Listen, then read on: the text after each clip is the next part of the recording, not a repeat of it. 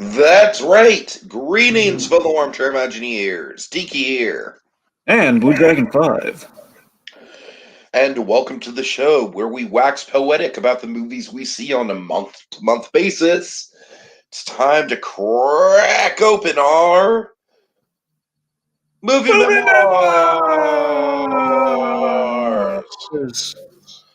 Alrighty, Dragon. End of the year. We got our top 10 lists a brewing. Those will be coming out soon. But before we get to that, Dragon, we gotta get to because December was a really big movie month as it usually is. But in light of everything, we got a couple big studio releases with Soul and Wonder Woman. We got a couple big kind of like Oscar hopefuls like Ma Rainey and Mank, and a few surprises in between. So on the December 2020 spot, Dragon, there's a little of everything. But I gotta tell you, man, there was some magic in my catch-up this month, man. There's a couple movies in particular I'm really excited to get to when we get to catch-up. It'll take us a while to get to them, but oh man, catch-up this month was really fruitful for me. Good. All right, so Dragon, let's just start with the news. Yes. All right. Well, yes, hot off the presses, folks. Something so big as, let's just face it, today we could use a little good news. So, good news. We've mentioned that we have a forthcoming Dexter show coming up, as in, like, we're going to do a 10-episode kind of capper to Dexter, kind of do a do-over of the finale, bring back the showrunner from the good times, the guy who brought us the Trinity season, basically the first 4 good seasons of Dexter. We brought that guy back. He's going to try to end it proper this time. Everyone's quite hopeful. We got Michael C. Hall back. How can we make this any better? Tiki, tell the folks.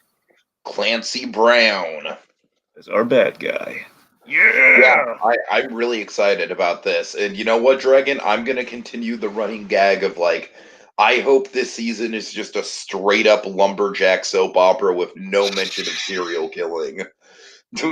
And Clancy Brown is just like the evil rapey foreman at the lumberjack facility or something like that Dexter needs to take care of. You really want that, bro?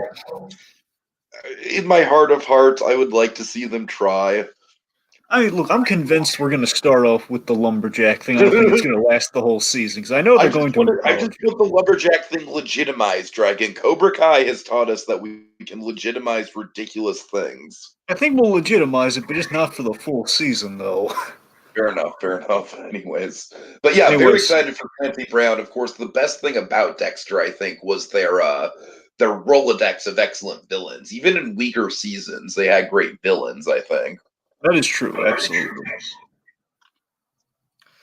So, of course, very much, show involving a lot of death. Kind of a transition from, again, the one bit of good news at the top to the less good news, and then we'll just kind of build ourselves back up with some better news. So, a little roller coaster the folks are going on now. So you've gotten on your rides, and now that has nothing to do with something I'm currently doing. Right. All right. So we lost some people. It's time to kind of pay our respects to 4 people that we lost in the month of December. So the top of this list, probably the most notable of the bunch to an extent, David Lander. So David Lander, to the kids who are like, who's David Lander? Let me tell you, he was Squiggy from Laverne and Shirley. As in Laverne and Shirley, they had these guys who are kind of like wannabe Fonzies, who were kind of like the regular kind of supporting characters. They were like the reflective comedy duo. They were played by Michael McKean as Lenny, the tall one, and Squiggy, the small one. Every time it's like, oh man, that's revolting. Then you have them enter like Kramer practically. Hello.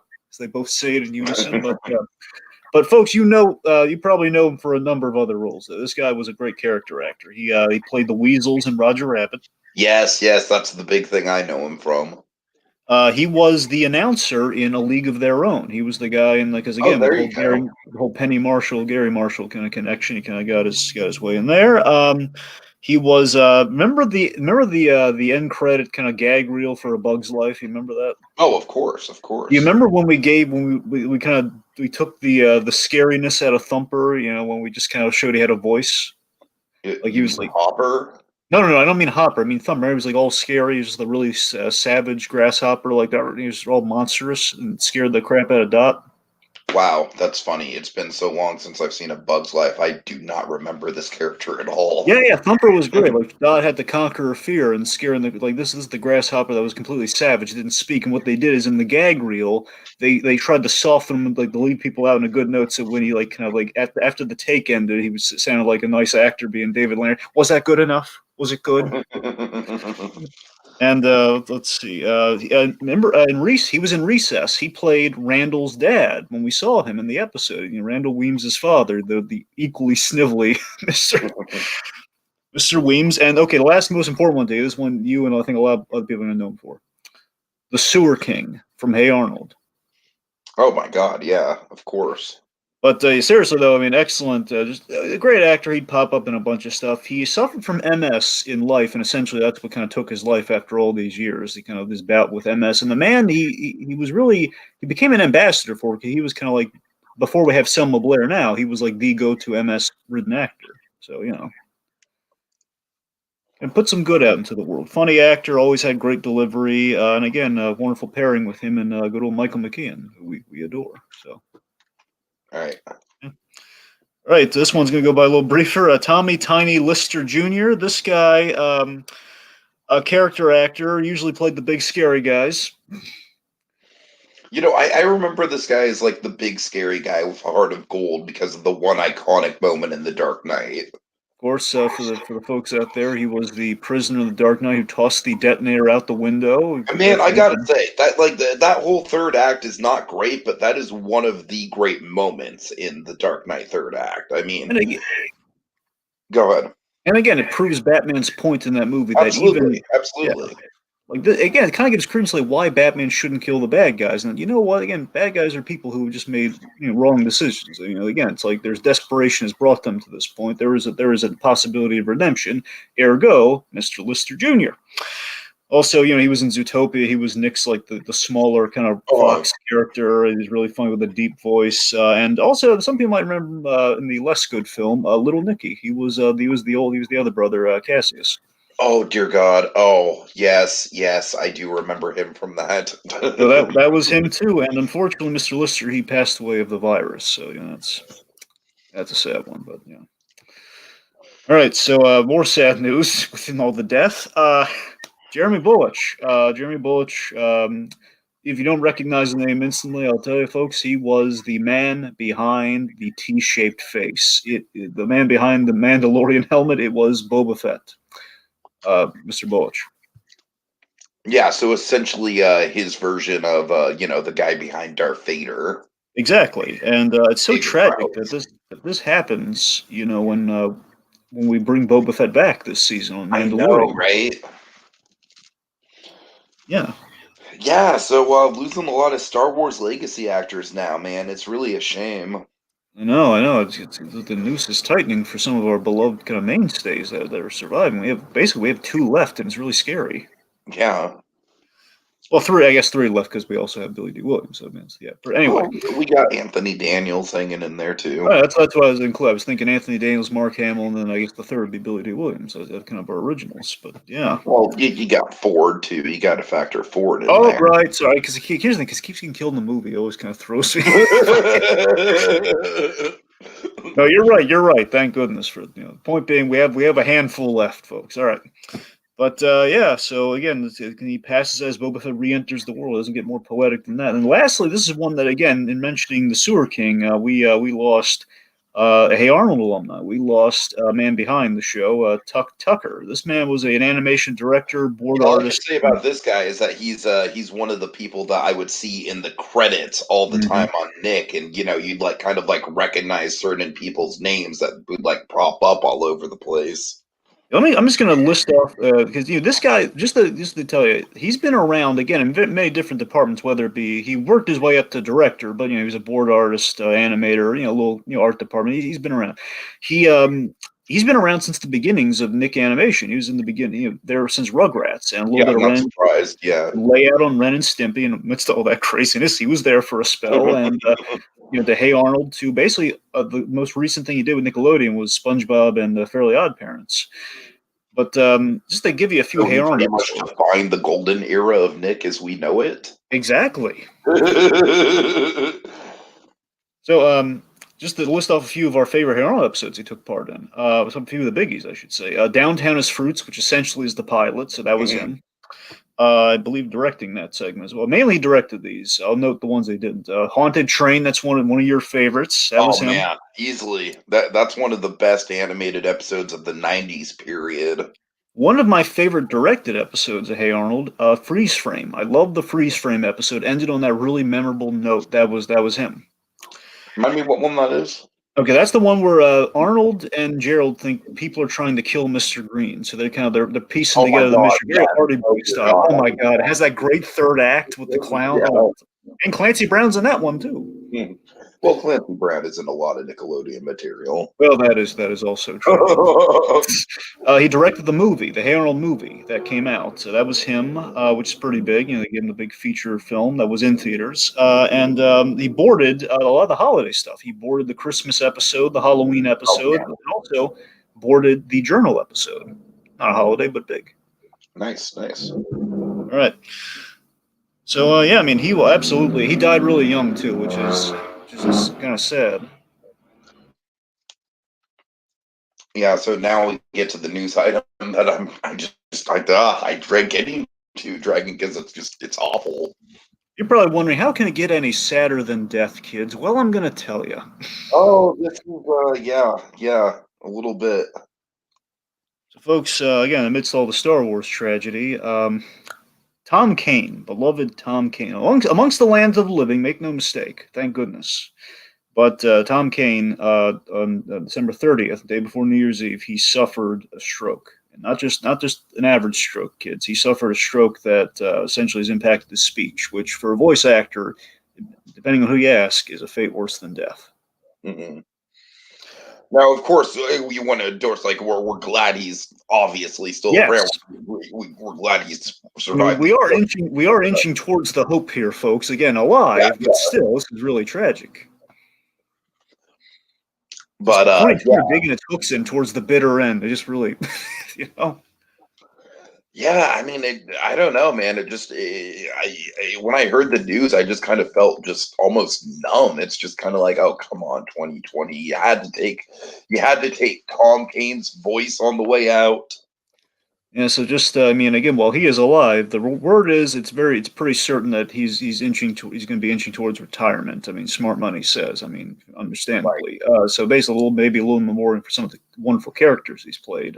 Lord Monkey Fist from Kim Possible, that was always my favorite.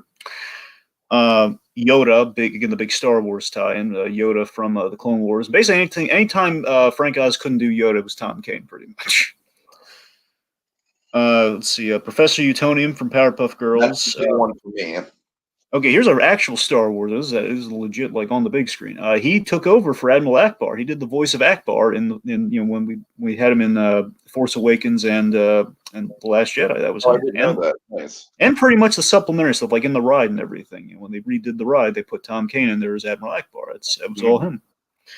And for me, I think his best performance for me was always Magneto from Wolverine and the X-Men. He was the best Magneto I ever heard in terms of doing outside of Ian McKellen. He's just great. He kind of played the fatherly angle, the friend of Charles Xavier. I loved it. So I mean, Tom Kane, he's just a tremendous actor. Again, pretty much as Claude. By the way, Claude, just to kind of brighten things up. Hey, Claude's in the Claudia basically saying, yes, you press Utonium and him. Oh my God. Yeah. I forgot that he played him, because again, it's so kind of terrifying. It's like, oh, that can't possibly be Tom Kane, but no, he is. He's that good. As Claude says here, also happened to Tim Curry, which yes, is also sad, but again, points, Tim Curry's still around. Thank goodness. But, I mean, the point being, it sounds like his recovery is going to go well. It's just, again, probably not going to be able to do what he once did, which is sad. Yeah. Okay. All right, so let's get off the death thing. Let's get off the death and then the strokes and all the sadness. Let's talk bifurcation here, kids. Let's talk dual bat franchises. Yeah, so Dragon, what's the deal? I've literally seen headlines like Michael Keaton is the new lead Batman. Michael Keaton isn't the new lead Batman. Dragon, I'm literally relying on you to set the record straight on this. Okay, the last we all checked. Last we all checked, essentially there was a reporter who kind of either he got misquoted or he somehow screwed up the article essentially. So essentially that never really happened. Where we know Keaton is confirmed to be in the Flash, in the new Flash movie, as like this whole multi-Batverse thing they're doing, whatever. Because we know we're going to get Ben Affleck in that, we're going to get Michael Keaton, and again we're teasing up other people returning for that kind of all like it's becoming less and less like Flashpoint the more Batman we introduce to this thing, but go figure. Because that's a fucking great idea to have the lead character's first movie be a movie that where everyone is excited about everyone except Flash. The only other Batman that should be in this thing is Thomas Wayne Batman. Okay, if you're doing the Flash, Thomas Wayne Batman, I know. Jeffrey Dean Morgan, man. Mm-hmm. And again, like that's you could have Affleck just as the Batman with the small role that he has in that story, and but again, that would justify Jeffrey Dean Morgan Batman. But no, we can't have simple things, and we can't say, "Hey, we've just cast the Reverse Flash, maybe Anthony Starr." I'm throwing that out there, but no.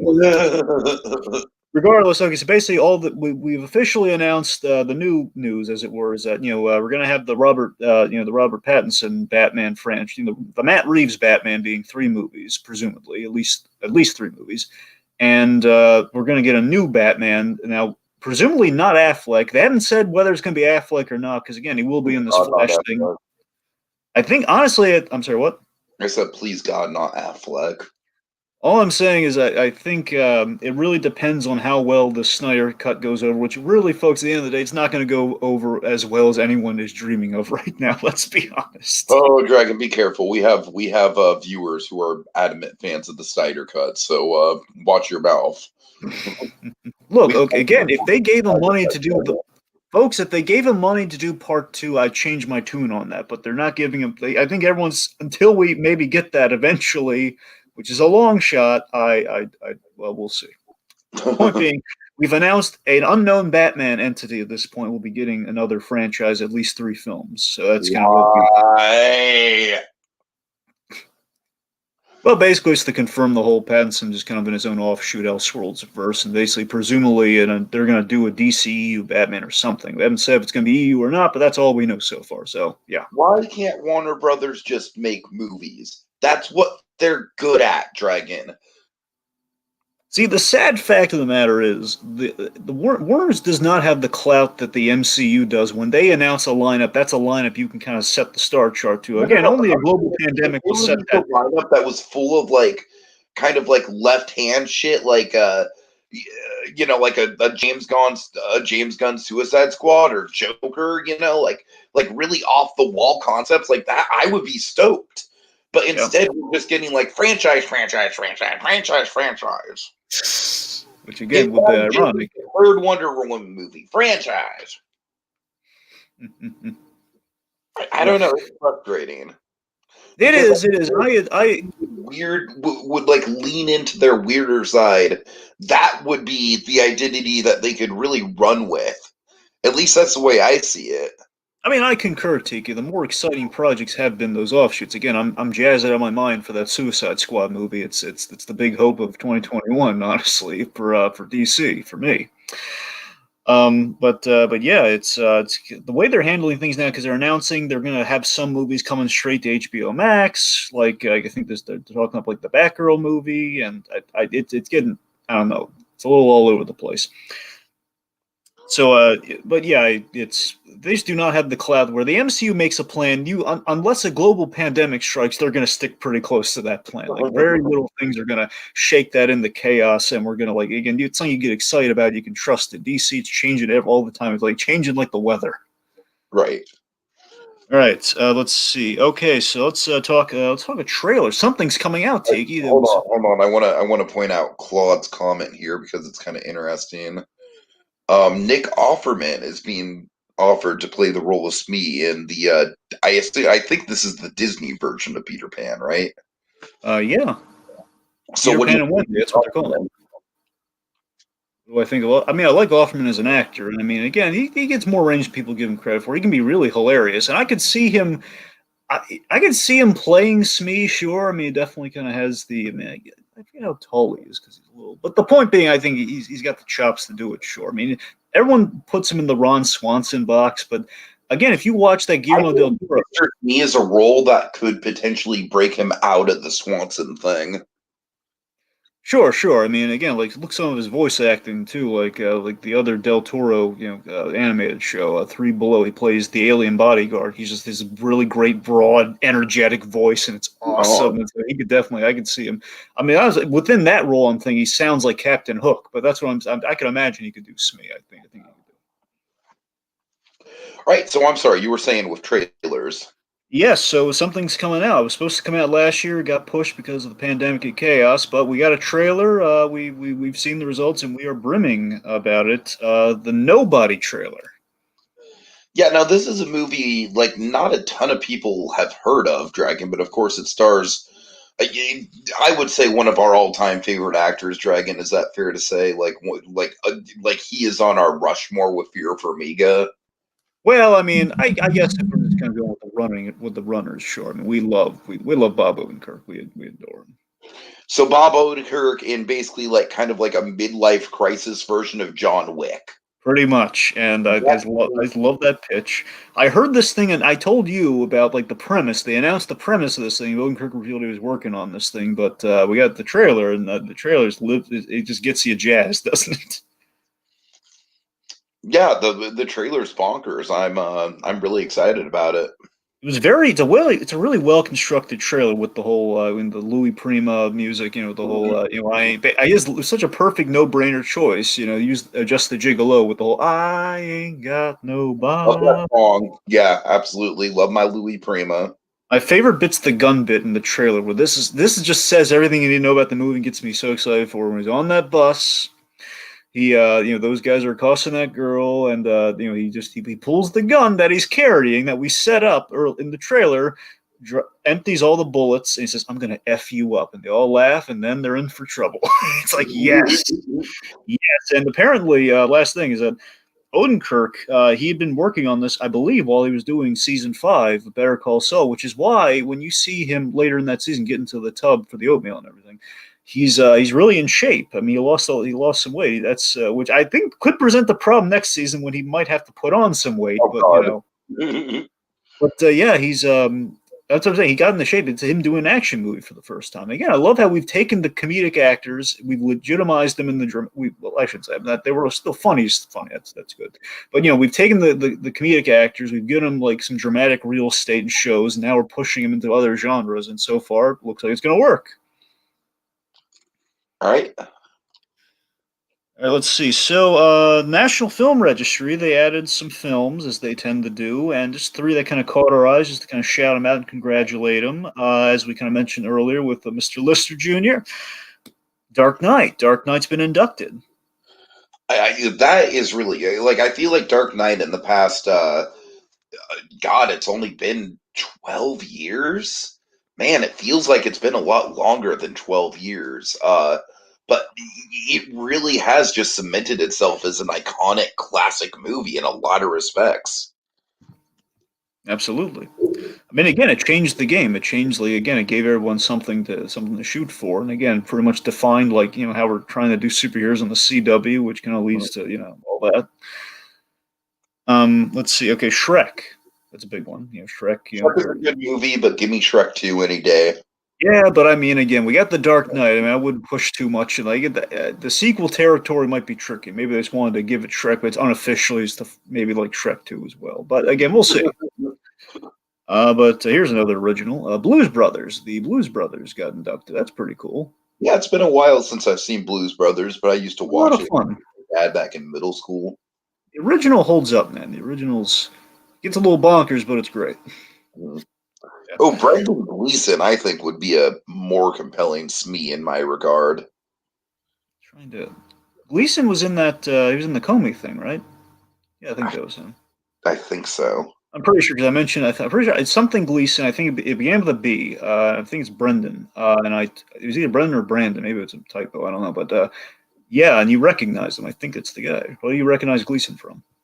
I recognize him from Harry Potter. I think that's it. I'm pretty sure it's the same guy. Yeah, he's a good actor. I mean, I could see him as Smee too. I could, yeah, sure. All right. All right. And lastly, again, some like the peak of the good news here. Just going to transition us to. So they've announced officially the book of Boba Fett. It's coming to Disney Plus December 2021, alongside, not just being this entirely, alongside Mando season 3. Yeah, I'm genuinely surprised. I thought that this was going to be at least like half of the Mandalorian season 3. Yeah, me too. I mean, I honestly, my pitch was I thought he was so well introduced, he could have been the whole season. We could have basically Yeah, our way of yeah, getting I back to agree. things would have been our way of getting back to things would have been through Bo-Katan. But the point being, this is even better. We're getting more, folks. We're getting double the Mando here, and even better. How can this possibly get any better? I'm going to tell you, folks. Robert Rodriguez, he is going to showrun this. The man who directed that episode, who very much was a passion project, because he wanted that Boba Fett episode, because he's always felt the love and affection for it. And he felt he never got a fair shake, in the movie. So he wanted to kind of do him upright. So he knew he had one. As far as he was concerned, he had one shot at that character. He really delivered, and I think it's in absolutely great But hands. you know the thing that I am the most stoked about with this show, and that is Jabba's palace. Man, I cannot like the idea of having a whole show where Jabba's palace is like one of the main set pieces is just so goddamn exciting to me.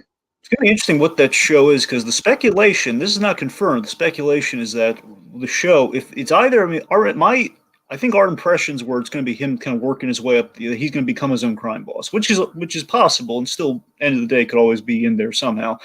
But the theory is that it's going to be how Boba Fett becomes a folk hero. Like he becomes kind of like almost like an unofficial mayor of Tatooine by kind of running the place right. Like not just going to be like crime. It's going to be like controlling crime. Right? All right. So, speaking of Mando and such, let's transition to the TV stuff. Yeah, so we finished Mando season 2. We'll be doing a full podcast soon, but Dragon, safe to say, we enjoyed it quite a fair deal. I think it's a step up from season 1, at least in terms of like consistent narrative. Oh yeah, I gotcha. Yeah, yes, it's even better and more expansive than the already impressive season one. I'm already satisfied with season 1. Season 2 kind of, I mean, it just kept getting better with every episode. It's just something to behold, It just kept. I mean, there's a wonderful build to it, right? Yeah, definitely. Yeah, well, what I like about it in terms of the build is, you get the first 4 episodes or so that are essentially establishing a formula, and then you get to episode 5, and it just like takes the formula and it just shakes it up, and then from there on out, it's just a race to the finish. Yeah. So I kind of feel like the first 4 kind of lead you into a false sense of security almost. They do, because you think pretty much, okay, it's kind of a road. Basically, it's kind of like a road movie formula. Okay, where he's going to take the kid from point A to point B, and then of course we kind of shake things up in 5. And we don't want to spoil too much. We're kind of again the Boba Fett thing's kind of the cat out of the bag when they say they're announcing a Boba Fett show. There's only so much I we can. feel like, yeah, at this point, if you don't know about Boba Fett, then yeah, you're just behind, man. Come Well, he's on. at the end of the first episode. People know. Right. Okay, people know. Now, well, we're not going to say until the spoiler cast how things end, but I'll say one thing. Just Peyton Reed, folks, he killed it with the gobsmacking finale. That's all I'm going to say. This is kind of the season of reintroductions when you look at it, Tiki, and again with the Boba Fett and some other characters that we won't spoil. But yeah, we're filling gaps in a very fun and awesome way. I just love that this season it could have, and it would have been passable. I just love that it didn't rest on its laurels. Like Mando. I mean, eventually it might get to that point. I'll be satisfying, but it's just I love that we're still pushing beyond. It's like it feels like the show was kind of a 2-episode pitch, sorry, a 2-season pitch almost. Because again, we knew things that were gonna. Favreau knew the things that were going to be in the second season. He withheld certain information that was going to pop up here. So there was a plan, and maybe he's got more planned out. Maybe he's just kind of now we're kind of getting into the new territory. Could be interesting. I'm very very excited and very satisfied, man. Loved it. Claude, I always feel like my sweet spot for seasons in terms of TV is five. That's what I always lean towards. 2 seasons to set things up, two seasons to kind of like establish stuff, and then 1 season to kind of like have a wham bam thank you ma'am finale. So if I were to kind of like, five would be my ideal number right now. Yeah, here's the thing. I definitely we're getting. I think pretty sure we've announced up to four, which makes sense. Now, given that the show takes place 5 years after after Return of the Jedi, five would be fitting in the grand scheme. Like 5 years, but we're kind of set 5 years, and we go for 5 years roughly. Right, It's kind right. of seems fitting. I mean, honestly, just given the thing we kind of tee up and we're kind of suggesting in this season, we might end the series at a certain link up point within the franchise. Yeah, that's what I'm saying. Just because we have so many other shows going on, at a certain point, we're gonna have to kind of branch off. Yes, I mean that's kind of the question. I think what I'm saying is I think we might the furthest I could possibly see Mando going is when we reach the end of the original of kind of that original trilogy space before we bridge into the new stuff. And I feel like that it should not possibly, in my opinion, at this point, unless they really wow me with something, it shouldn't go beyond that point. But again, there's always the real estate. If anything happens to our main Mandalorian, we could always pass it on to a different guy in a helmet. So in that respect, it could keep going just with different characters. So I mean, I don't know. 5 seasons with our guy, I think sounds right though. 5 seasons with the one we care about, maybe. Okay. All right, so Dragon, you binged through Supernatural. Yeah, 15 seasons. You have more patience than I do, sir. So yeah, this once it was all like the last season, like the last half of season 15, because of the pandemic and everything was kind of teetering until it was kind of put on Netflix, and I just kind of watched until that moment happened. The other half was kind of put on there. I was sold on wanting to watch the show since the Scooby Natural Halloween episode. That was the first one I watched. I really liked it, and I was kind of interested to go back. And I had a friend who was really into Supernatural. He kind of convinced me with the sell to kind of give it a shot. And this thing has been on since Smallville, as you can kind of guess by the 15 years. This is like the deterrent on the CW. This thing. It was back before they even called it the CW, man. Back when it was, I did not know it was that old. Yeah, yeah. It was. I mean, since the beginning. I don't think it was since the beginning of Smallville, but since like Smallville was like it's like kind of not even halfway through. Uh-huh. Oh wow. So I mean, it's pretty far back. I think it might have been like see up to season 5, given that one for 10. Maybe it was halfway through. The point being, it's been around since '05, I believe.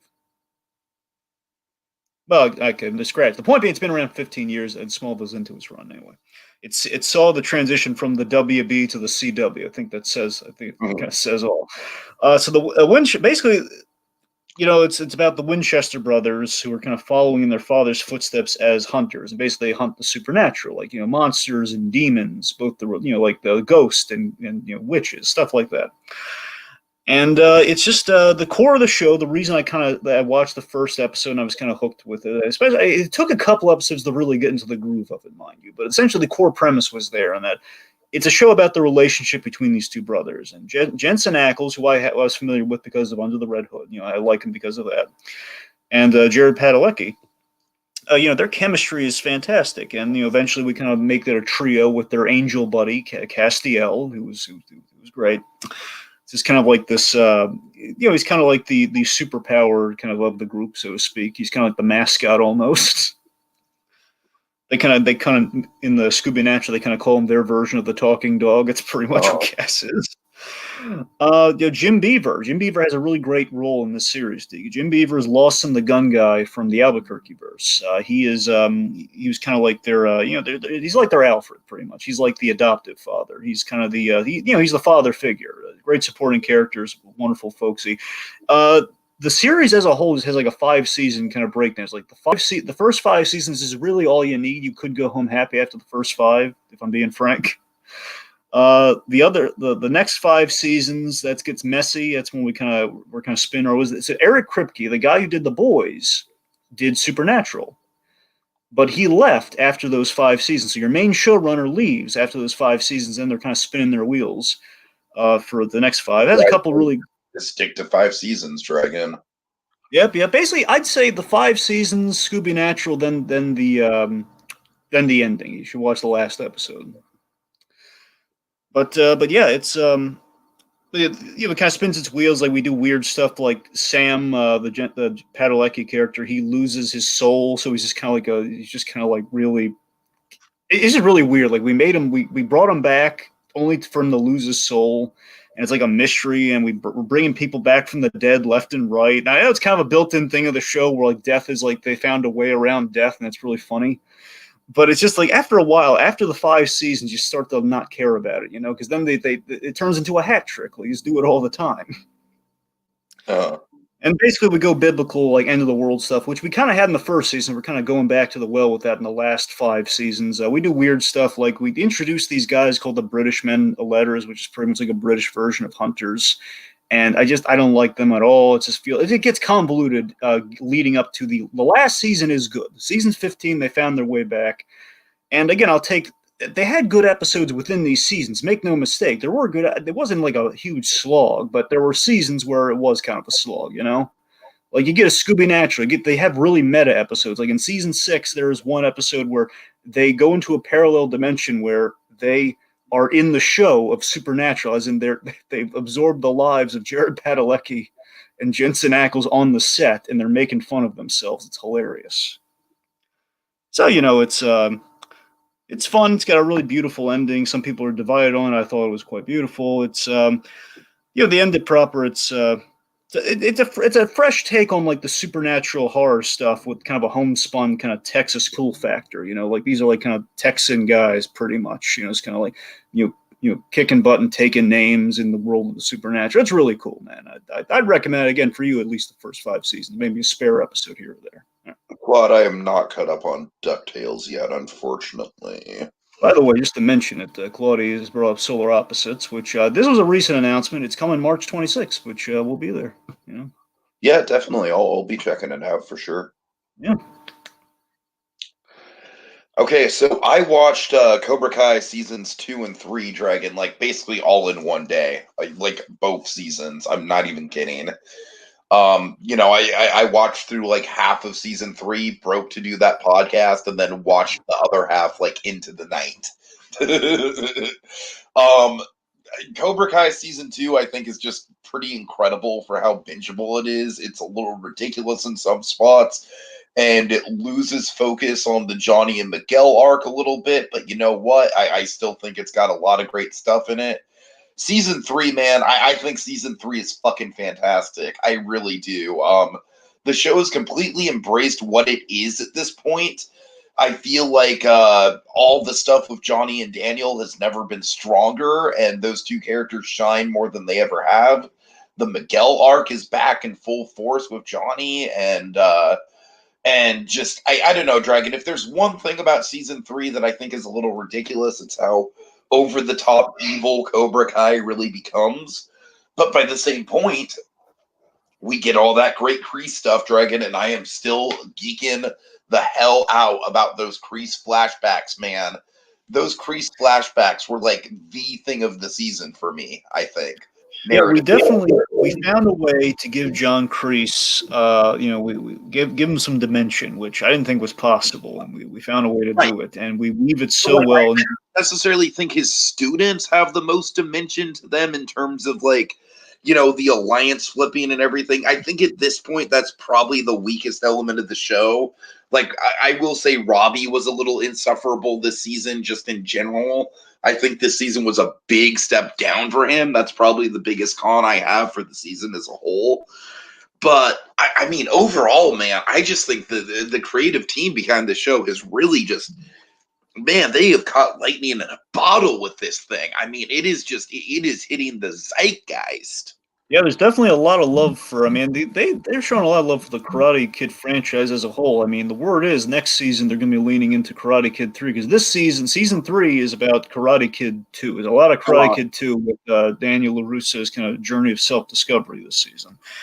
It's again, this is very much the season of aftermath. I continue to marvel at the show and how narratively solid it is in doing stuff like that. I love how he put Johnny in these impossible positions, and it's just the man cannot win. this season, you know. And again, that's his destiny. That's kind of his lot in life that he's fighting against. You know, that he's literally the loser of that movie, and we gotta we're investing in him. We're rooting for the guy. Yeah.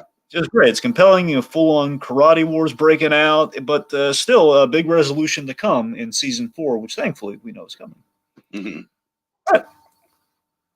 Okay, Marvel 616. I don't know if Claudia's been the one asking about this, but Claudia, I think he has brought it up. Claudia, well, regardless, hey Claudia, I'm talking to you. I watched Marvel 616. All right.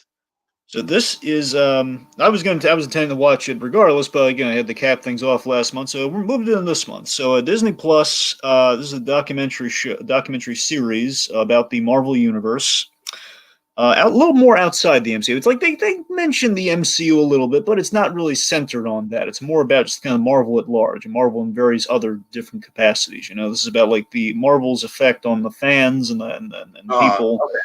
Their interest. It's really well done. I hope they get a second season of this, man. This is really cool stuff. It's 8 episodes. None are the same. Different topics, different areas. There's one episode I really would like you to watch because I think it's absolutely something you'd love. Oh yeah. It's episode 4. It's called Lost and Found. And Paul Scheer, you remember Paul Scheer, right? Oh, how could I not remember Paul Scheer, Dragon? He was only all over my TV back in the 2000s. I know. So Paul Scheer, this is a really great thing where Paul Scheer essentially, it sounds like he was trying to pitch him a show where he would do this, if not like basically a show where the episode that Paul Scheer is basically what his pitch to Disney Plus would be for a show where he highlights the unsung characters of the Marvel universe.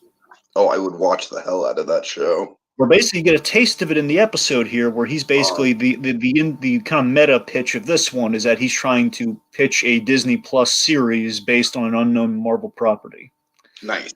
And he's going around talking about, so basically trying to figure out like what heroes he should pick, and kind of like he gets a kind of a selection. Then he's kind of formulating a pitch. He goes to actors to like present like a little pitch reel, so to speak, a little pilot. Yeah. It's really good. That one I absolutely recommend to you, Tiki. Outside of that, just to kind of highlight, just give you a few topics. I mean, there's like they talk about the Japanese Spider-Man. Like, remember, like the really, have you ever heard about the Japanese Spider-Man? Oh yeah, of course. Yeah, which again presumably is going to show up in the next Spider-Verse movie when they do it. So they talked about that whole series from the Japanese actors. Spider-Man is in Spider-Verse or Spider-Man 3. I know it's getting a little more, but no, Spider-Verse. Yeah, hard to track. No, but literally the next animated Spider-Man showed up in live action, Dragon. That's all I'm saying. Hey, this next Spider movie, all is possible, I guess.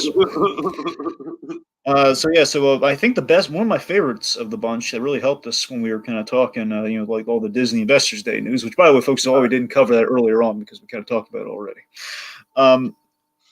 There's an episode all about Miss Marvel. So about the whole Kamala Khan, Miss Marvel. So that was really informative. There's one episode about cosplay, about the action figures, and Dan Slott talking about the Marvel methods. It got a lot of good stuff. I'd recommend it, again, especially for you, though, that episode, Lost and Found, the Paul Scheer episode. Look into it. Gotcha. Yeah, all right. Okay, so Dragon, guess what comfort food game show is back on our TV screens? The Price is Right. No, what is it? Who Wants to Be a Millionaire? Claude, Dragon has seen We Can Be Heroes. He will talk about it in a minute. Oh, we're getting there. Yeah, we're getting there, Claude. Don't worry. I have not seen it, but Dragon has. All right, Dragon. So they have done a reboot of Who Wants to Be a Millionaire with Jimmy Fallon, and it is awkward as fuck. Really? Dragon, I wanted to like this, so I am a big fan of Millionaire, actually. I never talk about it. It's not one of those shows you can really, like, geek out about, man. But, I think the original run of Millionaire, when it was on prime time with Regis, when it was fresh, man, I think I still think back to my childhood. That was some of the most exciting primetime TV. Just the set, the lighting, the music, just the whole thing just flowed so well together. So of course, Dragon, we're recording this during COVID times. So it's just Jimmy Fallon and the empty set. That's change number one. Change number 2, there's no ask the audience, which I think is probably the most essential and pivotal lifeline. Instead, there's like you can phone a friend at home, and you can consult a friend in the audience. So you have like one friend like sitting in the empty audience. Terrible. And then the third ask lifeline is even more sad, Dragon. It's Ask Jimmy. Oh no. Yeah. Oh, but that defeats the. He knows the answer. No. He doesn't know the answer because because it just comes up. If you watch the show, it just, when they lock in the answer, it just comes up like it's either green if it's right or red if it's wrong. So Jimmy doesn't actually know the answer. He doesn't have any cue cards or anything. It's all done on the screen. Didn't they used to have cue cards though? Am I crazy about that or? No, I think you're crazy about that. I think it was usually all done on the screen. Okay, that's fair. Okay, forget what I'm saying then. Okay. But still, basically, you would either have a 50-50 or Ask Jimmy. Dragon, if I were ever on that show, I would always 1,000% go with 50-50. Because what the fuck does Jimmy Kimmel know about anything? Wait, is it Kimmel or you said Fallon earlier? Kimmel. I'm sorry, it's Kimmel. Wait, so this whole time it's been Kimmel. Yeah, the whole time it's been Kimmel. Okay, so just to clarify, it's Kimmel, folks. Okay, keep going. I don't know, Dragon. It's just I wanted to like it, and it is some nice comfort food for my grandparents and I while Survivor's not on. But man, it's not the same. It's really not. You can't do this show without a big live audience, man. It's really lacking something when it doesn't have the audience interaction. And just the lifelines just feel, Ask Jimmy just feels desperate, Dragon. It really does. It does. All right. All right, so because it was the month of December, the holiday movies that made us. Yeah, I wanted to watch this. I was just like, I was prepping for my trip, didn't have a lot of time. Enough time to fit an extra movie though. Dragon, these movies are important because they're going to go on my list. All right. These take precedent, man. Don't you worry. Anyway, so about some of the movies I watched this month. Anyway, so I love the Made Us series. Basically, it's like that's the thing. I don't. I think they're pretty like I kind of think they're the Watch Mojo of Netflix. Well, it's a little harsh, but I mean, it is harsh, but just considering how cerebral Netflix documentaries can be, I just don't know, man. It to me, it's almost kind of just like it's very much just kind of like turn your brain off, kind of like popcorn entertainment. And I don't necessarily, when I watch documentaries, I don't want popcorn movies. I don't know there's always kind of been a dissonance there with me in this series. Well, I don't know. I mean, That Made Us is fantastic. I will say, Toys That Made Us is fantastic. That series is great, but the problem is. The problem is that I feel like when you spin it off into different genres, I feel like I already know a lot about the stuff that they're covering. I was mainly leading with the Toys That Made Us, and I was going to break that down, but fair enough. I think the Toys That Made Us, on its own, is a fantastic concept for a docuseries, and I feel like the light style fits that.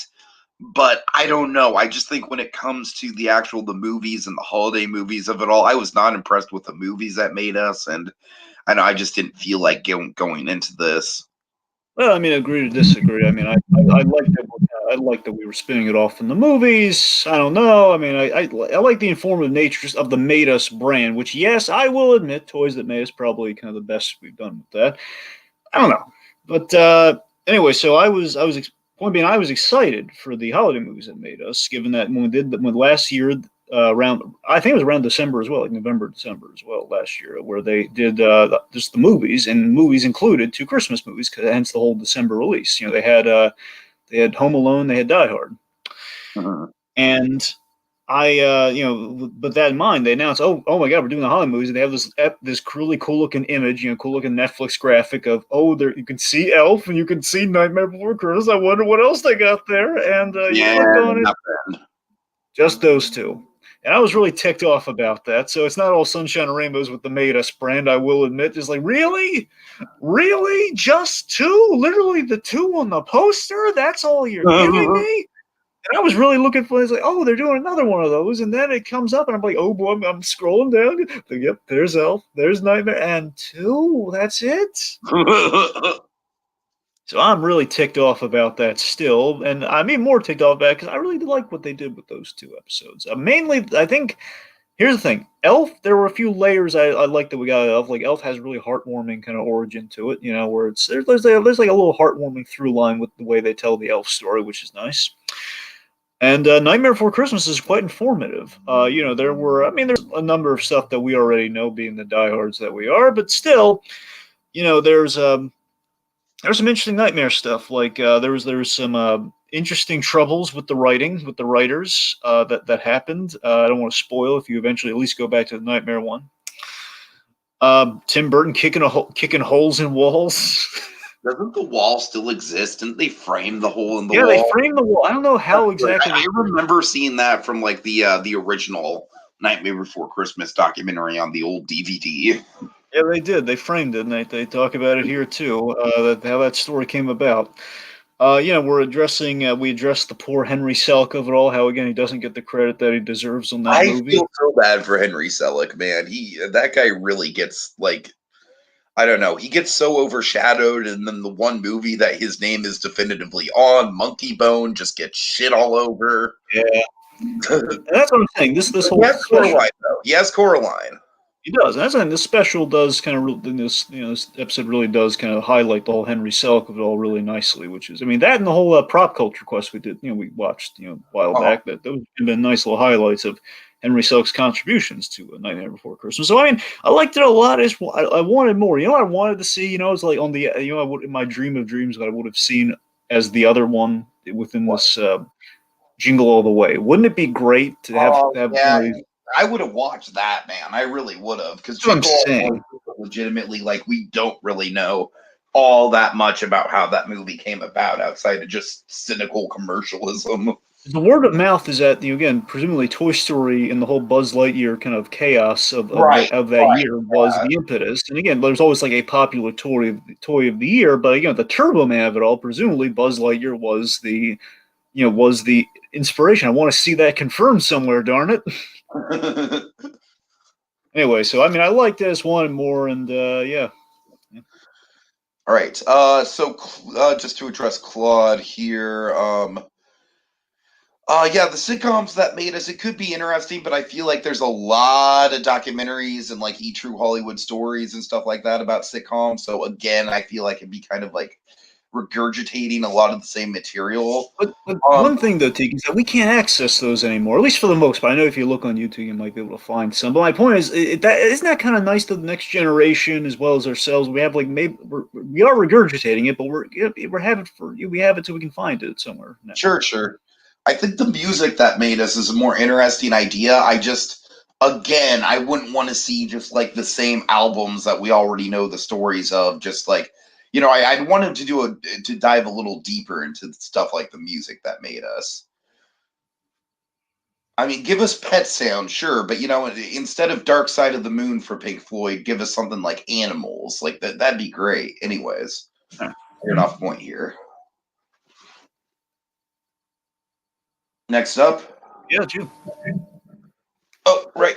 Sorry. Okay, so next up, I watched Blood of Zeus on Netflix. And Dragon, I was in a real Greek mythology kick after getting into Hades Town. Hades Town was my obsession for like a month. And I was like, oh, I want more Greek mythology. And this was not what I was looking for. It's good. I admire the artistry of it. It's a really quick watch. I think it's like maybe like the equivalent of like a 3-hour movie, if not shorter than that.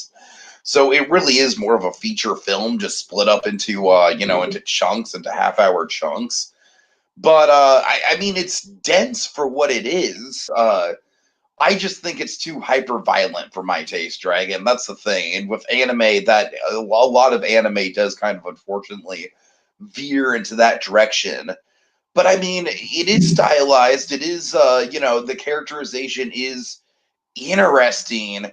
It's just a lot, man. Just stylistically, it's just a lot. And I kind of came away from it like, in a certain respect, I'm kind of glad I watched it just because, like, with the Greek mythology, it was always kind of like tempting me when I would scroll through Netflix. But I don't think I'd jump on a second season. I'd probably check it out eventually, but it wouldn't be anything I'd be super excited about. But overall, interesting watch, but not something that's really going to stick with me.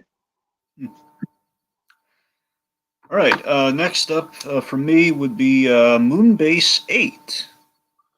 Yeah, what the hell is this? I haven't heard of it. Yeah, I'm surprised you haven't heard anything about this. It's been getting some interesting buzz. Basically, a lot of comedians are loving this thing. This is a Showtime series. It's a Showtime series. I mean, I kind of check it out because I mean Kevin Smith and I believe the Office ladies. They've been kind of bringing this up, and they've been the Office ladies brought up the people they know have been kind of talking about this Moonbase 8 show. And Kevin Smith's been in love with it because Fred Armisen's a friend of his. He's in it. He plays one of the guys. And anyway, he likes John C. Reilly. The point being, he likes the people in it, so he's been kind of talking about it. Anyway. What? I said John C. Reilly. You have my attention. Yeah, so it's basically the show. This is kind of like the perfect. The show is kind of perfect parallel for 2020 because it's in how you make a show in 2020 because it's just these three comedic actors in a space together. And they write all the episodes together. All three of them write each episode. And I imagine there might be some improv within them. Basically, it's these three guys. This whole show is like the more grounded and minimalist version of the Space Force show, where these guys are not in space. Make no mistake, they're astronauts, but they're astronauts in training. These guys want to get to space, but they got to do the programs and everything. So it's John C. Reilly, Fred Armisen, and Tim Heidecker as okay, that's a damn good cast right there. Right? Yeah, and they play very interesting characters. They all want to go to space for a different reason. They all have these character flaws and reasons to go to space. For example, John C. Reilly is his character called Cap. Presumably he's like the captain of the bunch he outranks him. He was a helicopter pilot, and essentially he ran a helicopter business that went bad. They had bad investments or something. The point being, it was kind of like a get rich quick scheme. He kind of embarrassed his family, and he's trying to earn the remaining respect he has from his family by saying, I'm going to be an astronaut, I'm going to do something important, I'm going to go to space. So this mission's at risk of failing. Their chances are at risk of failing every episode, which is putting the stress on him because if he goes back to his family, he's walking back an utter failure who's kind of ruined his family's name. So he has all the motivation here. And then we have Fred Armisen's character, who's like a legacy. He's Skip. His father was on, I believe, the original Apollo mission or something. We're saying one of his parentage was on one of these space missions. Gotcha. And Tim Heidecker's character, he's a religious man. He's going to Heidecker playing religion. I like it. Okay. Yeah, he's called Rook. He's like the rookie of the group, being the idea, I believe. So he's Rook. He is he's a wife. The implication is that his wife is cheating on him really badly, and he's too stupid to realize it because he does these Zoom calls with his wife, who essentially the wife wants him to go to space when he's kind of having some doubts because he's trying to spread Christ to space. That's his whole shtick. That's why he's there. Okay, that's so stupid in like a kind of like I love it sort of way. It sounds very Mike Judge-esque. Exactly, and there's the priest there, like the priest as he's close with, who's hanging out there with his wife, and yet they have all these kids, and it's suggested that perhaps the priest is, he's maybe not as holy as he. Oh God. Anyway, so the point, they have these three guys with those three defects, and they're just kind of again, it's really minimalist. Is that they're in the desert somewhere, and they're all in these tents, and they have to act like the outside. They wear spacesuits if they go outside, and they perform tests and everything like they would in space. It's and this is a real thing they do when they're training for space. They kind of try to mirror the environment. So, and there's a bit of a mystery. There's this kind of running thread, Tiki, that they think they're working for NASA because they get all their instructions via the computer, via almost like a Zoom thing. But they're not seeing anyone. They're getting it like a Siri or an Alexa, telling them what to do. So there is a chance that they might be scammed, but we don't know this until hopefully a season 2 comes along. Unfortunately, I don't know if this is going to get a season 2. It's only 6 episodes, Tiki. I think it's definitely, if you're interested by just the cast and all the stuff I'm laying out for you here, I think you definitely want to check this out. It's pretty fun. Again, comedians are digging this thing. I can see why. It's there's one episode doesn't thrill me, but outside of that, I think the whole thing it grows on you quite a bit. You know, after the first episode, I think you're kind of there. You know. Okay, sounds good. All right, The Ripper Dragon. I've been seeing this on Netflix. So did Netflix finally make a true crime doc on Jack the Ripper? Well, it depends on which Jack the Ripper you're talking about. So do you mean the original Jack the Ripper? I mean the one from London with the bowler hat and all that. Okay, so it's London. Basically, anytime you have used the Ripper name, it's going to be a London guy. But here's the thing. So I thought I went into this thinking it was going to be the original Ripper. Yeah, like the John from Hell Jack the Ripper. Yes. Now, before I realized, wait a minute, that's not. How is that going to work? Because again, no one's had any footage of that Jack the Ripper. Right. So here's damn it. All right. Okay. So here's what happened. So this is a Netflix true crime docuseries, a limited series, only 4 episodes, about the second Jack the Ripper. So this was a guy in England from 1975 to 1980. He had a crime spree, killed 13 women. And basically, I think after the first episode, things really get popping. Okay, the first episode's kind of like you gotta kind of sift through it. I mean, maybe it'll be better on a rewatch, but after you get past that first episode, things really get interesting. Where basically, the London Scotland Yard, I guess, however you want to, the London police, their incompetency allowed this Ripper to rise in his prominence and kill 13 women. They really botched this case, Tiki, in how they went about it, and it's basically there is this big moment. I won't tell you exactly what it is, but there's a moment. There's kind of like an oh my god moment where you see how badly they screwed up the case by and kind of. Basically, they share a very key piece of evidence to the public, a recording that is left by someone they believe to be the killer and who's taunting the cops. And essentially, this is kind of a kiss of death in the case. This is just making them look really bad. But yeah, it was not what I expected. It got really interesting after that first episode, but it was not what I expected. But it ended up being something kind of interesting. So I was going and expecting classic talking about Jack the Ripper, but it was fun. It was not fun because people are getting killed, but it was interesting. All right, well, really quick with Claude. Claude, I have not seen Hilda in general. Would you recommend it? And then Craig McCracken's new animated series. That's kind of exciting. I believe that's the first one he's done since Wander, if I'm remembering correctly. That sounds about right. I don't think he's done anything after the Wander over Yonder. Yeah, so I'm actually legitimately looking forward to that because I feel like Craig McCracken is one of those creators where he hasn't really lost his step at all. Yeah. All right. The last one I got. So I finally, I was able to finish. I don't know how you had the time to finish both this and Supernatural in the same month, Dragon. I don't understand you. You know what's ironic? What? So Bobby's. Okay, so remember I told you about the Jim Beaver character on Supernatural? Yes.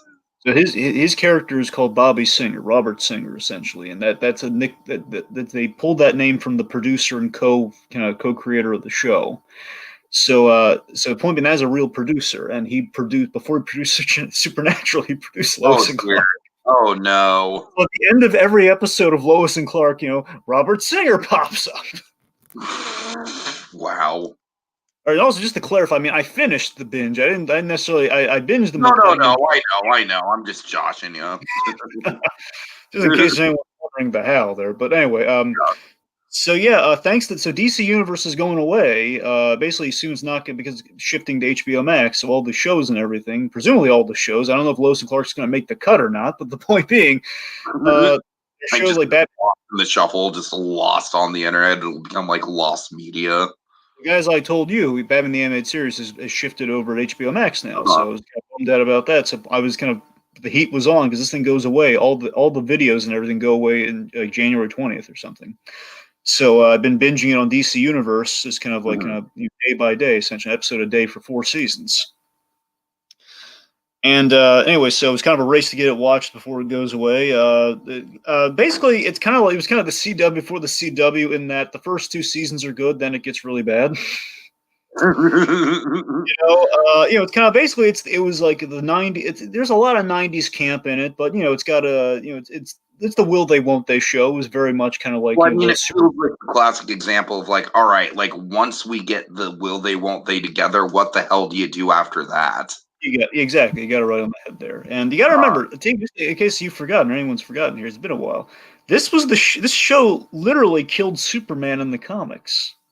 Oh God. Remember, because they wanted in the comics they wanted to marry off Superman, but they couldn't do it because of this show, because they can't marry him off in the comics till they get married in the show, so they had to stall, and the way they stall was killing off Superman for the 4 seasons worth of show they had here.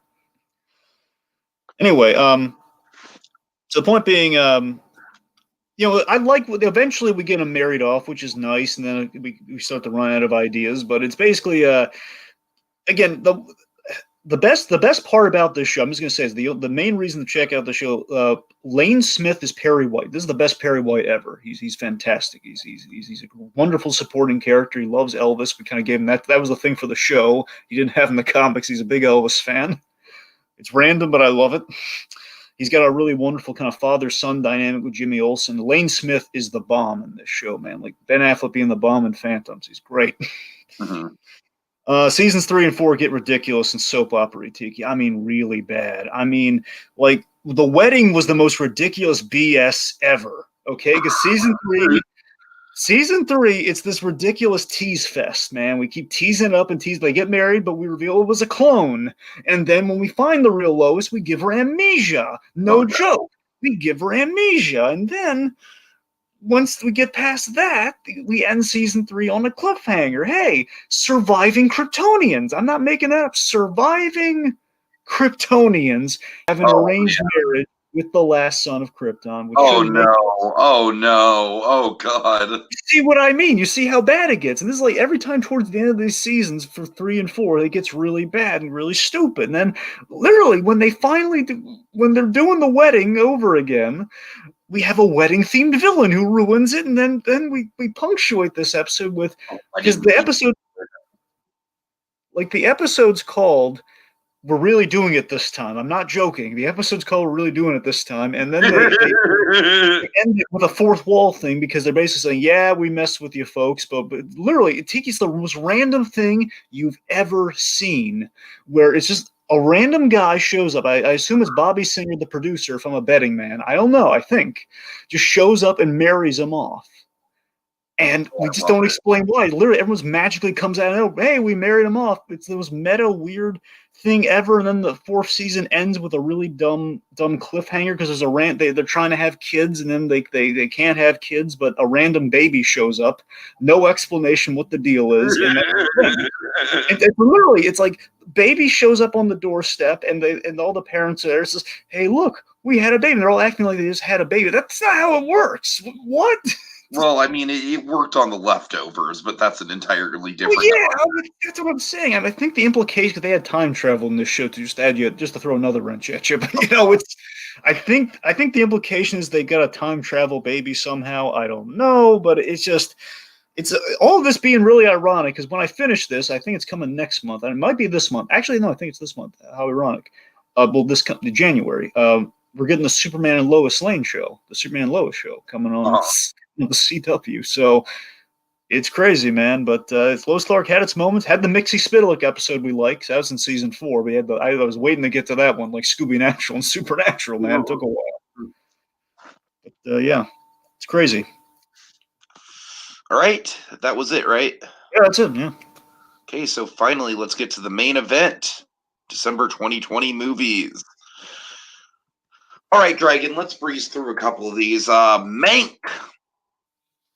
So we were looking forward to Mank. Mank was one of my most anticipated movies of the year. It's been a long time since Fincher's directed a movie. Fincher is still one of my all-time favorite directors. Of course, The Social Network being his crown jewel, I think. And Dragon, I kind of saw the writing on the wall with Mank before I watched it, and I feel like that kind of helped soften the blow. Like, before I watched it, I knew it wasn't going to be another Social Network. I knew it wasn't going to be another Fight Club. I knew it wasn't that kind of David Fincher.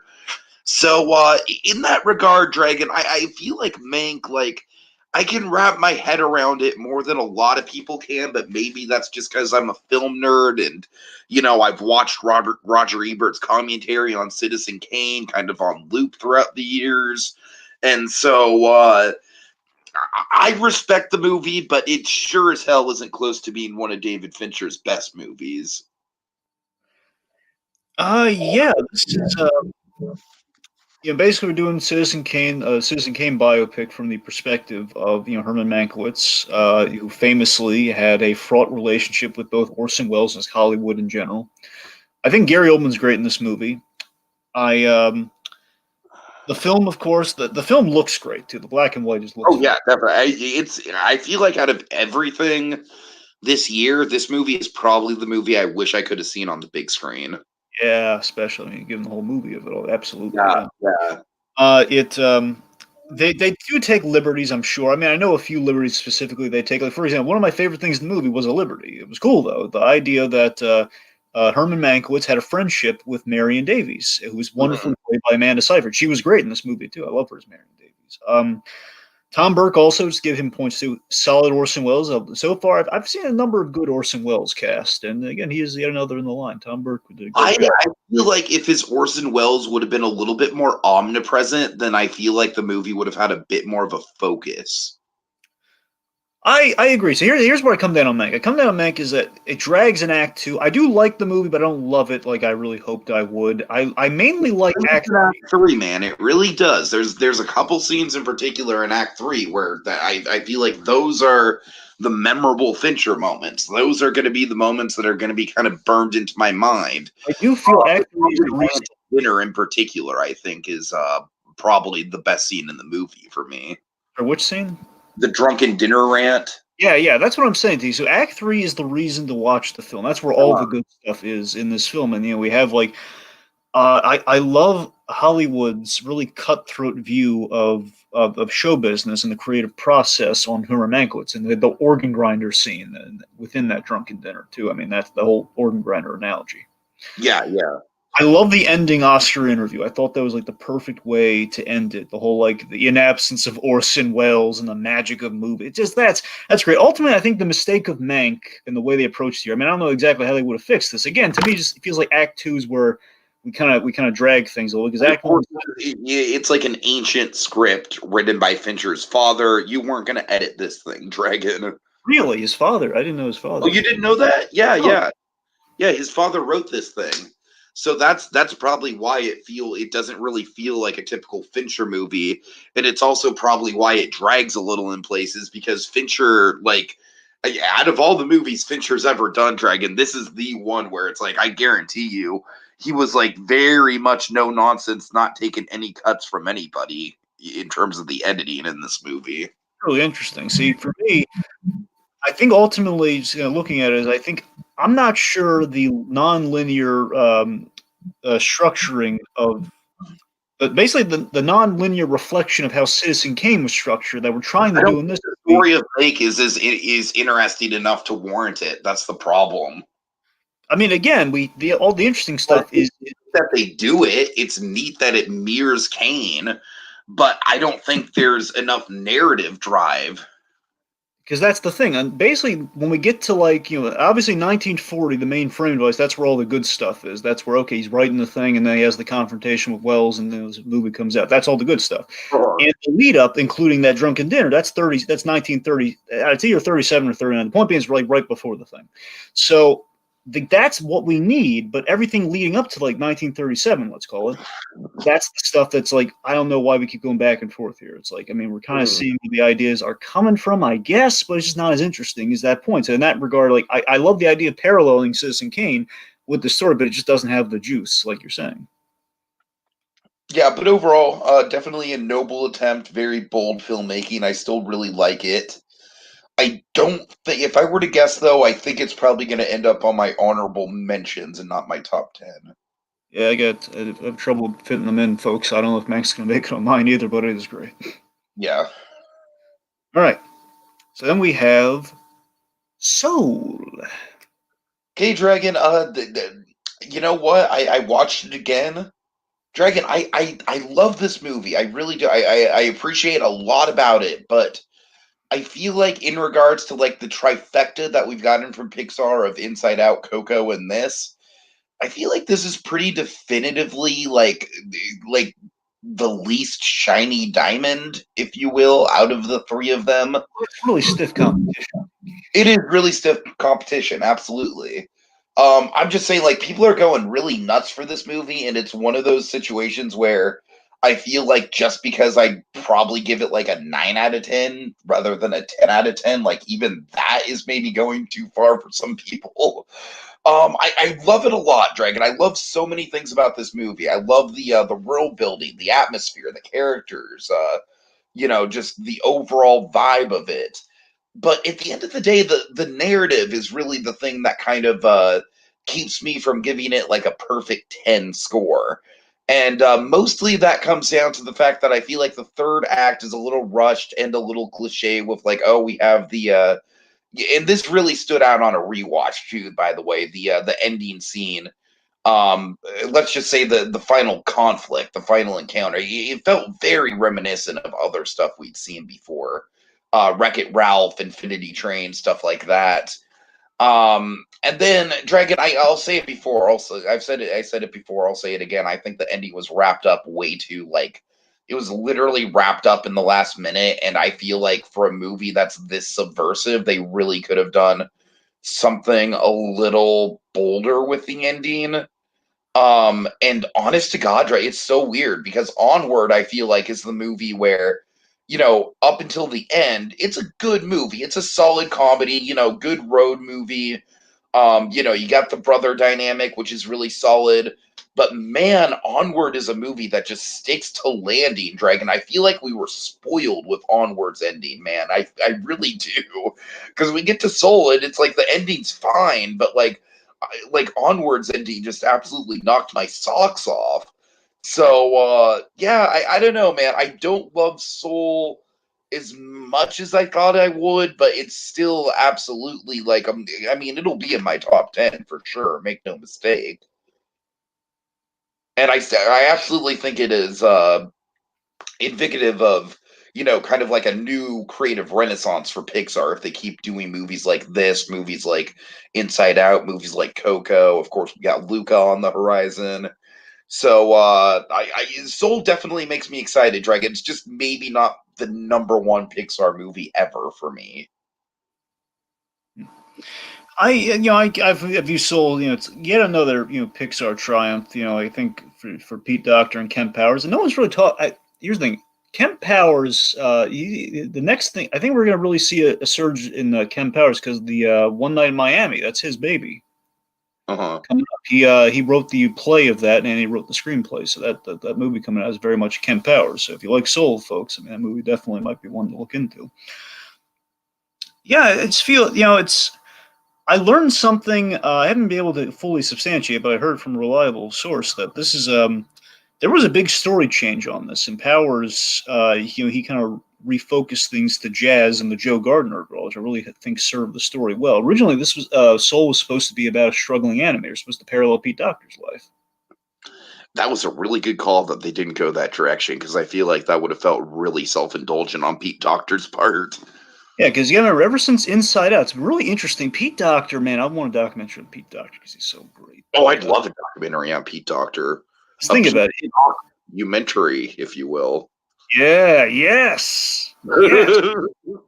But Pete Docter, he had a kind of he had a crisis of faith with Inside Out in a sense. With he was kind of thinking about leaving Pixar around that movie, and we kind of I imagine that kind of channeled itself into the original version of Soul.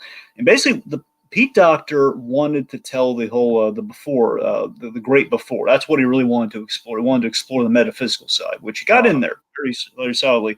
But again, I feel Kent Powers just added just kind of that a great grounded nature. We see a man's life in 10 minutes. I mean, there's a lot of great stuff here. Again, as we've joked, is Pixar tackling the meaning of life without giving a definitive a definitive stance, which I'm really impressed by. Again, I love the whole perspective shifts in the animation that somehow is conveyed in the animation. We change perspective, and you feel it. Jamie Foxx, great performance. The barbershop scene for the win. My God, the barbershop scene. I love it. I do fear, though, I feel the one hesitation I do have with Soul, especially after watching, is that much as I really enjoyed this movie, I fear the younger audience, they're going to have trouble getting into this. Even more so than something like Inside Out, this is definitively not made for kids, Dragon. This is not a kids movie. That's what I'm saying. I mean, I know we kind of throw... That's a family movie. Yeah. Well, that's what I'm saying. Hopefully, again, as this is kind of seeming to be, it's like yet another one in the line of the next level Pixar films, tackling the bigger questions, the bigger, of course, Dragon, our dream, like one of our dreams, besides the Brad Bird directed black and white detective movie, Make It Happen, Pixar. Please. But another one of our dreams, Dragon, is to see like a full blown, basically what a feature length Spark short would look like. You know what I mean? Something that really like a PG-13 Pixar. Something that really takes on some bold ideas and really kind of pushes the boundaries. Yeah. That does seem to be the next step, right? I would hope so. Especially after this. Mm-hmm. All right. All right, next up, Wonder Woman 84. You loved it for some reason. I'm with everyone else. I thought it was a hot mess. I don't we did a whole 2-hour spoiler cast on it. I don't really know if there's anything that either of us can say to change each other's minds at this point. Basically, the debate kind of leans on, it's like some people are saying it's in line of the Donner films, other people say it's more in line with the Richard Lester films. That's kind of the critic side of things. I think it's more in line with the Tim Story Fantastic Four films. That's a little harsh. Not really, honestly. I'm just calling it like I see it. I don't know why, folks. I don't see it being that bad. I mean, I don't know. I just think it's just ridiculous. I don't even want to touch on it anymore. It's just ridiculous. I honestly, at some points it veers into so bad it's good territory for me, Dragon. But then at other points it's insufferably boring. So what do I do with that? Again, just to say for posterity sake, I had a great time with it. It's the Wonder Woman movie I've been waiting for. I still wish, I do still wish it was why couldn't we just call Wonder Woman 77? I know there are a few story reasons, but come on, the majority of it is wouldn't have hurt to make it 77. You alter maybe a tiny bit here and there. Mall scene, I think we can collectively say mall scene was awesome. If that's the best scene in the movie, it's not like it knocked me. It's not like it knocked my socks off. It's not like it's like the fucking battle for New York from the Avengers or anything. That's an unfair comparison. Come on. I'm saying it's a solid scene, but it's not anything I'm going to remember in the next 5 years. Anyways. Anyway, also I really like Pedro Pascal in the film and all the Maxwell Lord stuff. And here's I wish people would. That is good stuff, Dragon. I'll give you that. I wish people would get past the dreamstone of it all, man, because it's just. It's not gonna happen. The dreamstone's too silly. Here's one thing. Okay? This is where you and I differ, Dragon. This is where you and I just come down. Here's what I don't get, though. Okay, here's what I don't get. Just anyone. I don't understand why people have problems with him because. The character's all about magic. She fought a god with a mustache in the last movie. Why does Why does the magic rock have to be the sticking point? Because the magic rock has no rules. Dragon, all right, just drop it. We could just go into round 2. Well, regardless, I like it. He doesn't. Moving on. All right. Claude, I would want to see a modern day Wonder Woman movie, like a post Justice League Wonder Woman.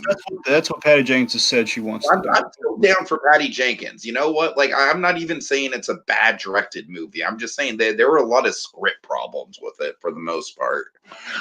So, right. All right. All right. What's next? Ma Rainey's Black Bottom, Tiki. Oh yes, oh yes. You saw this one, right? Yeah, I told you about it. Yeah. Well, I think I knew about it before you told me about it, but Well, we knew it was coming because of obviously the Bozeman of it all. But I'm just saying, like, hey, Tiki, coming this December, Ma Rainey. all right. So this is it's done by the same, or it's written. The play was written by the same guy who wrote Fences, August which, Wilson. which I was not a fan of Fences, Dragon, back a couple years ago. So I went into this movie with a little bit of hesitation. Of course, I watched it for Chadwick Boseman.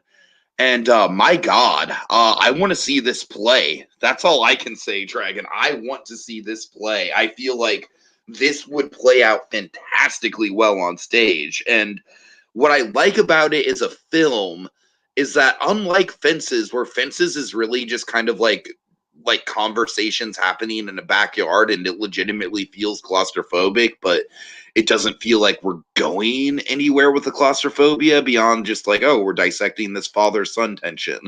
But with this, the claustrophobia is absolutely part of the story. You know, I just love movies in the that have this kind of like single location where it's just like this really cramped recording studio without any air conditioning, and everyone's sweating and hot, and the tensions are running high. Um, I will say, I think that, you know, it being a play from way back when, I think it can get a little preachy, like with the monologues. You know, like there's certain moments where it's like, okay, this is obviously written to be a monologue performed on stage. You know, like they don't really do that great of a job of adapting it to form the meat to fit the medium. At a lot of points, you know, you get straight up monologue here. You do. But I will say I think the ending was super effective. You know, not going to spoil what happens, but just kind of like the ultimate message of the movie. It was really quite a harrowing ride for me, Dragon. I liked it a lot, and I would like it's still a little up in the air if this is going to make it on my top 10 list, but I wouldn't be surprised. It's definitely a contender. There's a lot of great moving parts to this thing. So, for starters, I love that Denzel Washington he produced this, which is kind of sweet because you know he and Chadwick Boseman he was like Chadwick Boseman's mentor. So I love that kind of the last thing with Boseman was like him kind of making that. The last performance for Boseman, right? Yeah, Boseman is he's I mean, I Boseman feel is like this is up there with like Heath Ledger as the Joker is like just like honestly, like I could see this performance being iconic. Like, you know, even outside of Chala, I could see this being like the like obviously Chala is gonna be the performance with the most impact. You know, that's gonna be like the big pop culture thing that he's known for. But Dragon, just in terms of sheer acting quality, just sheer acting potential, man. I mean, he tears into this thing. kind of like a more well-received Doctor Imaginarium of Doctor Parnassus, let's say. You know, it's kind of like you know.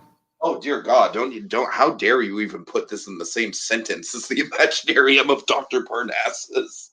Every, Oh God! you've seen that, right? Yes, I have. It's a hot mess. That's what I'm saying. This is like the more successful version of that. Is what I'm saying. It's like kind of like again. It's anyway. It's the last performance when you can kind of go out on a high note, so to speak. Anyway, but yeah, it's so. So again, this the story of this thing is Ma Rainey, Viola Davis as this famous blues and Viola jazz. Davis, man, she is just I just am astounded by her. Yeah, I mean, she conveys a black woman struggling to get to the top who's been through utter heck. He's looking at her in the makeup and everything. She's been through heck to attain her status in the 20s. And, you know, it's like through her music has allowed her to have a say and have, you know, her manager and the recording company at her mercy, which is really interesting to see. Craig Kettleman himself is in this movie. Jeremy Shamos, you know, Craig Kettleman. Oh, I thought he's here. Yeah, he plays the manager. He plays the guy struggling to make her happy and get her the coke and everything. Okay. But yeah, Boseman in the band, you know, is kind of the cocky rookie. You know, it's his monologue is electric. I mean, everything he does with this character is great. He's so happy to get those shoes. And he's given what happens. It's you know, But yeah, that monologue about his endgame really stuck with me. The whole, like, he's kind of getting back at the white man by just trying to keep him happy with his music, and that there's this whole powerful monologue about what happened to his father and everything. It's really just riveting. This is why Boseman was the top of his craft, man. It's so young, but he was really one of the go-to guys for a reason, and absolutely want to get him in this film. I got to say though. I love the two personalities at war angle with Ma Rainey and Levy, like the two, Bozeman and Viola Davis. They were kind of really, you can sense the power struggle between the two of them. I really liked that. Was really palpable. But the biggest problem with the movie for me, it's not the worst thing ever. It's just the ending is without saying it all out, the ending is a little too melodramatic for my taste. But again, it is. Dragon, have you seen Fences? No, I haven't seen Fences. That's what I'm saying. So, this is subtle compared to the ending of Fences. Trust me. But you're saying it's something along the lines of this, though. Kind of, yes. That's what I'm saying. Just it's that. It's just a little too melodramatic for my taste. But again, it's an August Wilson trademark to end it like this. Like it's nothing new for him. That's what I'm saying. It's a play, and I guess more accurately, it's August Wilson's style. So I guess it's something that had I known, I would have seen coming. I don't think ultimately this movie is really going to be for everyone. It's in the Fences category, where again, I don't think it's going to be everyone's cup of tea, but they're going to check it out. And the thing to appreciate with this thing is the performance. Like if you are going to see it as a play, you'd be walking out of this thing talking about how great Boseman and Viola Davis were. I think it's kind of the big takeaway. Again, the performances were excellent in this thing. All right. Sorry, Dragon. I'm kind of reconfiguring myself here. What's next? Next is The Prom. Oh God. Okay. Tell me about this, man, because I talked about a James Corden movie. I think it was last month. The whole. I have to talk about The Prom, Dragon. Can we just skip The Prom? Oh no. All right, I watched this goddamn thing with my grandma because we like musicals and we miss going to musicals. And fuck me. I mean, this is like the most sugary, preachy, like, I don't know, man. I don't know if I'd like this better if it was on stage with actual actors and not legitimately just like, hey, we're gonna throw celebrities in there, because why not? But man, this had potential, and I feel like it's a classic example of like legitimately decent source material for a musical that Hollywood just got its hands on, and they were like, oh, money, let's just make this as glittery and bombastic as possible, and stars. Because at the end of the day, Dre, do you even know what this movie's about beyond just the fact they put on a prom? My guess is that Meryl Streep to the prom, and I think James Gordon's or her prom date, maybe. Is that remotely close? Like, is Keegan-Michael Key the prom date? I don't know. What is it?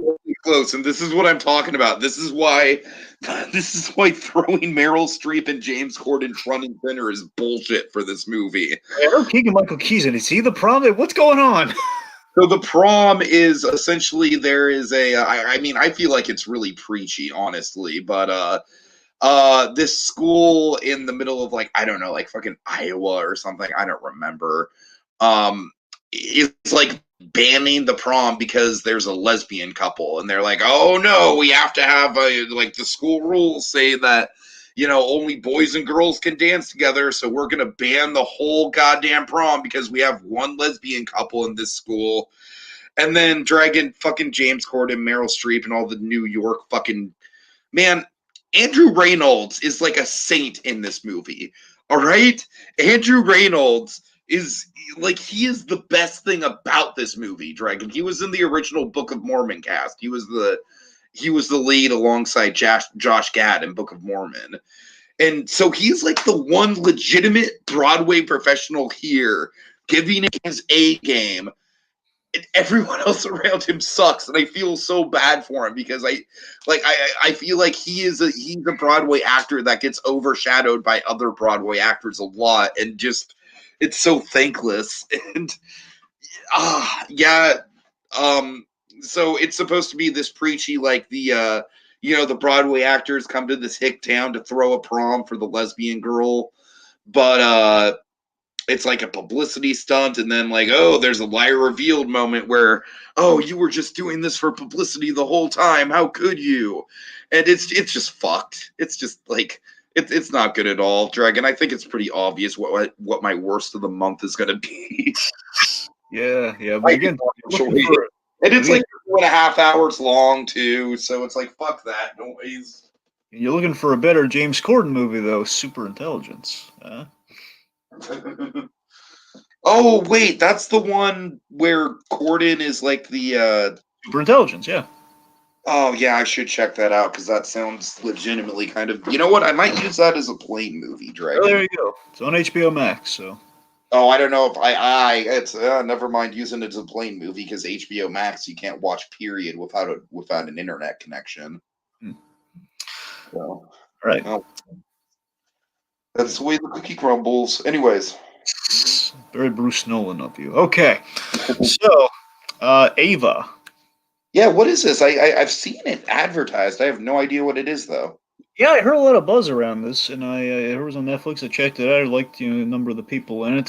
So this is an action movie by Tate Taylor. Now this guy, he did a few of your movies. He did Ma. Mm. This is the guy who did Ma. He did The Help. So apparently he's worked with Octavia Spencer a lot. He did. That Ma is one of the most underrated horror movies of the past decade. I'm just gonna throw that out there again. This guy's directed a lot of very diverse movies. So think about it. He's done Ma, he's done The Help, and he's done Get On Up, the Chadwick Boseman James Brown movie. So he took a stab at an action movie here with Jessica Chastain as the lead. Jessica Chastain, she's like an ex-soldier turned assassin. She works for essentially her big boss is I'm trying to get his name here. God, but the point being, it's her handler is John Malkovich, and John Malkovich and her work for Colin Farrell. Colin Farrell's the big guy. I forget if it's like an Irish syndicate or what, but the point being, Colin Farrell's the big boss. And basically, she has a signature that is just kind of has Simon, I believe his name is Simon, the Colin Farrell character, really up in arms because her gimmick is that before she kills her mark, she asks them why she's been hired to kill them. Because she wants to know she's doing it for the right reasons. So basically, he gets wind of this, and he's not happy at all, and basically, like a job gets screwed up. So the point being, it's pretty straightforward. John Malkovich is kind of the guy in between. He's the handler trying to prepare for the jobs and trying to play peacemaker between the two of them. He's the best part of the movie. But I love John Malkovich, so he's really good in this. He's trying to call on both sides. There's a double cross in the film, which kind of leads to it's kind of a revenge, basically revenge in kind of this war between Ava and Simon. It's really it goes by really quick, Tiki. It's really doesn't feel arduous. It feels pretty straight to the point. It's got great action in it. Again, goes by quick. There's a very John Malkovich has a very Tarantino scene with Colin Farrell. I'd love you to see if you ever watch this thing. It's a very Kill Bill Tarantino-esque kind of moment between the two of them. It's again a little. I'll say this: it's a little more than the token action film on Netflix, but not reinventing the wheel at the end of the day. It's not the most. It's not completely changing up things. But it's I think it's better than the average kind of action thing on Netflix. I think you might like it again, at least for the performances of it all. Again, for that Colin Farrell scene with Malkovich, I think you'd like it.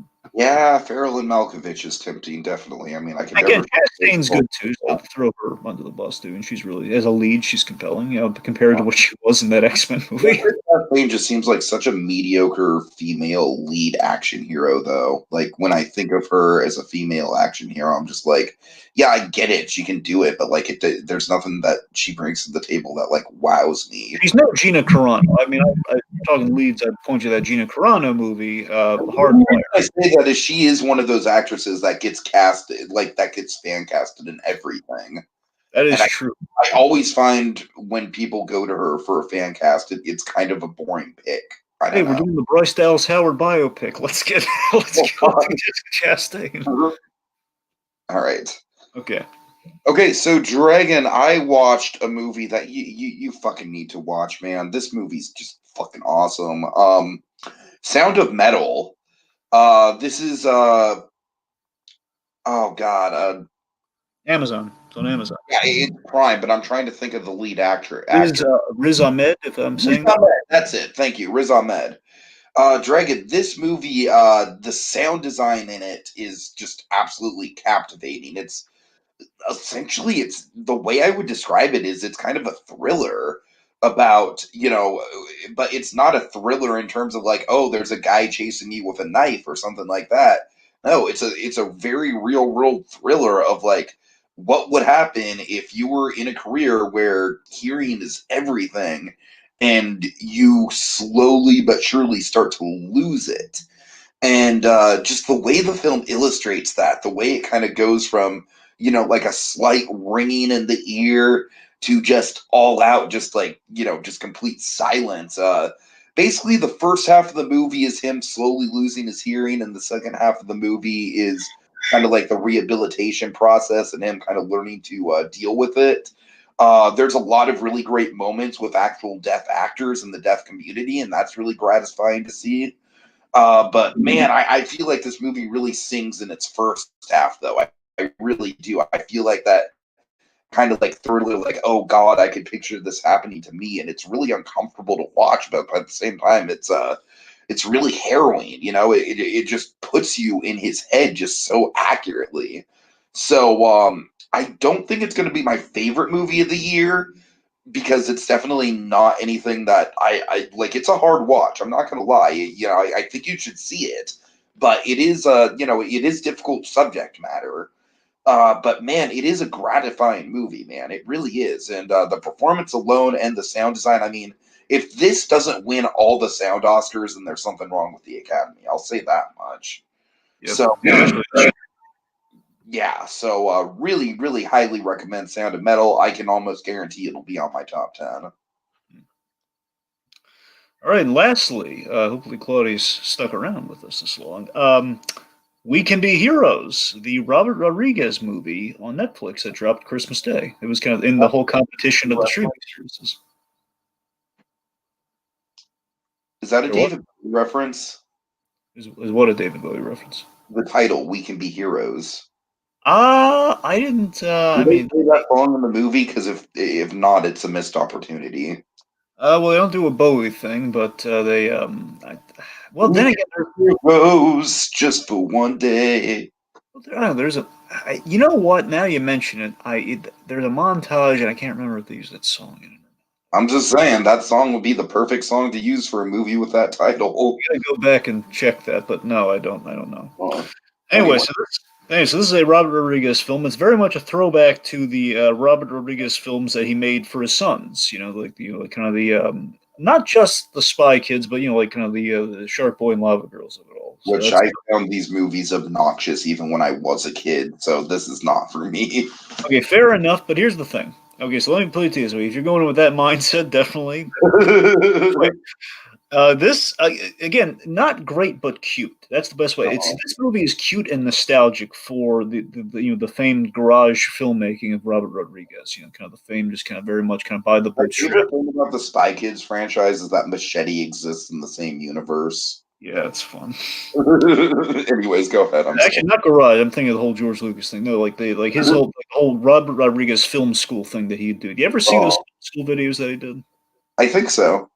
Yeah. So it's very much kind of in the line of that sort of thing where it's very much kind of like very basically he did green screen before it was cool, or at least before I shouldn't say he did like the Tarantino green screen before it was cool. It's like a Tarantino-ized version of the green screen that he did, and it has big names in it as Rodriguez is one to kind of attract. Like Pedro Pascal's in it. He plays kind of the lead parent. Boyd Holbrook, he's in it. Christian Slater. We got three big names off the back there. It's we're more in the superhero sandbox, kind of flirting with that we kind of flirted with in something like Shark Boy and Lava Girl, where we had like two superhero characters, but not really like a superhero movie. And in this movie, we actually we bring in Shark Boy and Lava Girl in this movie, which I didn't know was going to happen. Exactly. It's not Taylor Lautner, is it? It's funny you mentioned that. So here's what happened. Here's what they did it. So the girl, I think it's like Taylor Dooley, and the girl is in it. So the girl is grown up and she plays Lava Girl, but the Taylor Lautner, they couldn't get him. So what they did is they put Shark Boy, they gave him a mask. They got a guy who looks enough like Taylor Lautner, and the gag in the movie. What the hell is Taylor Lautner doing these days? I'm sorry. I know, right? That's the thing. I looked into this. He's not doing anything. I don't know why. What else does he have going on? Lautner too good for Shark Boy and Lava Girl. Apparently. I think the girl is. What does that say? Anyway, but so there's a self-aware gag in the movie where he doesn't speak. He's a mute character, but he has the okay. It's kind of funny. But here, that's what I'm talking about. Like, we bring in Shark Boy and Lava Girl, but I tell you, man, I know it sounds silly, but it's so cute seeing Shark Boy and Lava Girl had a little daughter. She's got powers, man. That's cute. Okay, I will say the biggest goodwill I have towards this movie came in the form of Kyle Decker posting on Facebook. My 7-year-old son just found out there's a new Shark Boy and Lava Girl movie, and it's like his world just got rocked. Like the only way I could possibly ever sell you on this, Tiki, which again, very, very long shot, I'm aware, would be 3 words: Scholastic Book Fair. Yeah, well, a lot of stuff you can put that into that category. Yeah, basically, the best thing this movie has going for it is, importantly, there are too many kid characters. I want to make that clear. There are too many. I like them though. They're interesting ideas. The idea like every kid has a different power. They have like a different superhero as a parent, and they're all interesting premises, all interesting ideas, and they're all nice enough kids. It's just again too many of them. I feel to the story's detriment. Basically the whole movie is like we're taking the next generation of heroes, and they're tasked with saving their parents. Again, a little a la Spy Kids, and they're trying to save them from an alien invasion, kind of all of the Avengers. And again, the problem: too many kids. They got good, and they're good, and they got fun powers. Again, very much. Basically, the kids aspect of the film was very Scholastic Book Fair. Nothing really wrong with it at all. Just it's kind of the best thing I could say about it in terms of like comparison. However, there was a really big BS twist by the end. I mean, BS, man, big old pile of it. Where it's just like it's. But going into this movie, it's not Yates, okay? It's not Yates going into it, but, it's cute. It's a throwback to the old school Robert Rodriguez, which has been a really long time since he's done movies like that, It's like, it's kind of cute. You see, like, the Shark Boy and Lava Girl generation growing up. I don't know, it's nice. Apparently, it might be getting a sequel, and it's really popular. Again, popular with kids, I get that. That's pretty. Netflix has, like, some of their kid properties. This could be one of them, sure. Sure. Okay, now let's move on to Ketchup, where this is where a lot of the meat of my stuff comes into play. But before we get to the main course, Dragon, we have to sit through some holiday appetizers. Yes, because again, December does include Christmas. Yeah. Right, Christmas Star, really enjoyable Ed Asner movie from the 80s. He's kind of playing a con artist who assumes the Santa Claus identity to manipulate a bunch of kids into helping him, and at the end of the day, they form a really strong bond together. Really nice little movie. It's not like the greatest Christmas movie ever made or anything, but it's nice. And of course, Fred Gwynn, man. I mean, Ed Asner's great, but Fred Gwynn is like, that movie's secret weapon for me. Yeah, this movie is utterly, it's a lost gem. It's a shame no one can find this thing unless you have Disney Plus. It's a lost gem of a Christmas film with Ed Asner Santa Claus, which is one of his favorite roles, and probably talking about this one. I love the idea of taking a Santa Claus, giving him grit and a great arc, and there's almost an Albuquerque-verse-esque quality to Asner's performance here, and basically him putting things on the line by the end of things. It's kind of like the whole "I did it because I liked it" sort of moment. Mm-hmm. And of course, Rene Auberjonois, who's in this too, he has a little bit of a Scrooge arc. I love that guy. Unfortunately, he's no longer around as of I believe it was this year. We kind of lost him, maybe last year. But so the Christmas Star was a kind of the highlight of our seasonal shenanigans coverage of. Well, says you, sir. Says you. Well, what is the other highlight then? The highlight for me was clearly, I like the Christmas Star, Dragon, but I loved The Night Before Christmas, emphasis on the K. Dragon, I don't know what it is about this movie, man, but I'm kind of obsessed with it a little bit. I'm glad to hear that. I really am. Dragon, it's just such a nice little movie, Dragon. It really is. It's just like I've seen other people do video essays about it, and they kind of feel the same way I do, where it's like, you know what I like about it is that it doesn't have any of the usual like cynical holiday bullshit that other Hallmark style holiday movies have. There's no like, there's no drama with the in-laws. There's no ex that they're gonna. Well, there is an ex, but they do some fun things with them. Oh, we don't talk to the ex. Right. And they have the one moment where it's like, the neighbor's gonna move in on on Vanessa Hudgens' man, and no, they subvert that. I mean, I just feel like at every turn, Dragon, this is just a nice little Christmas movie with a fun little premise.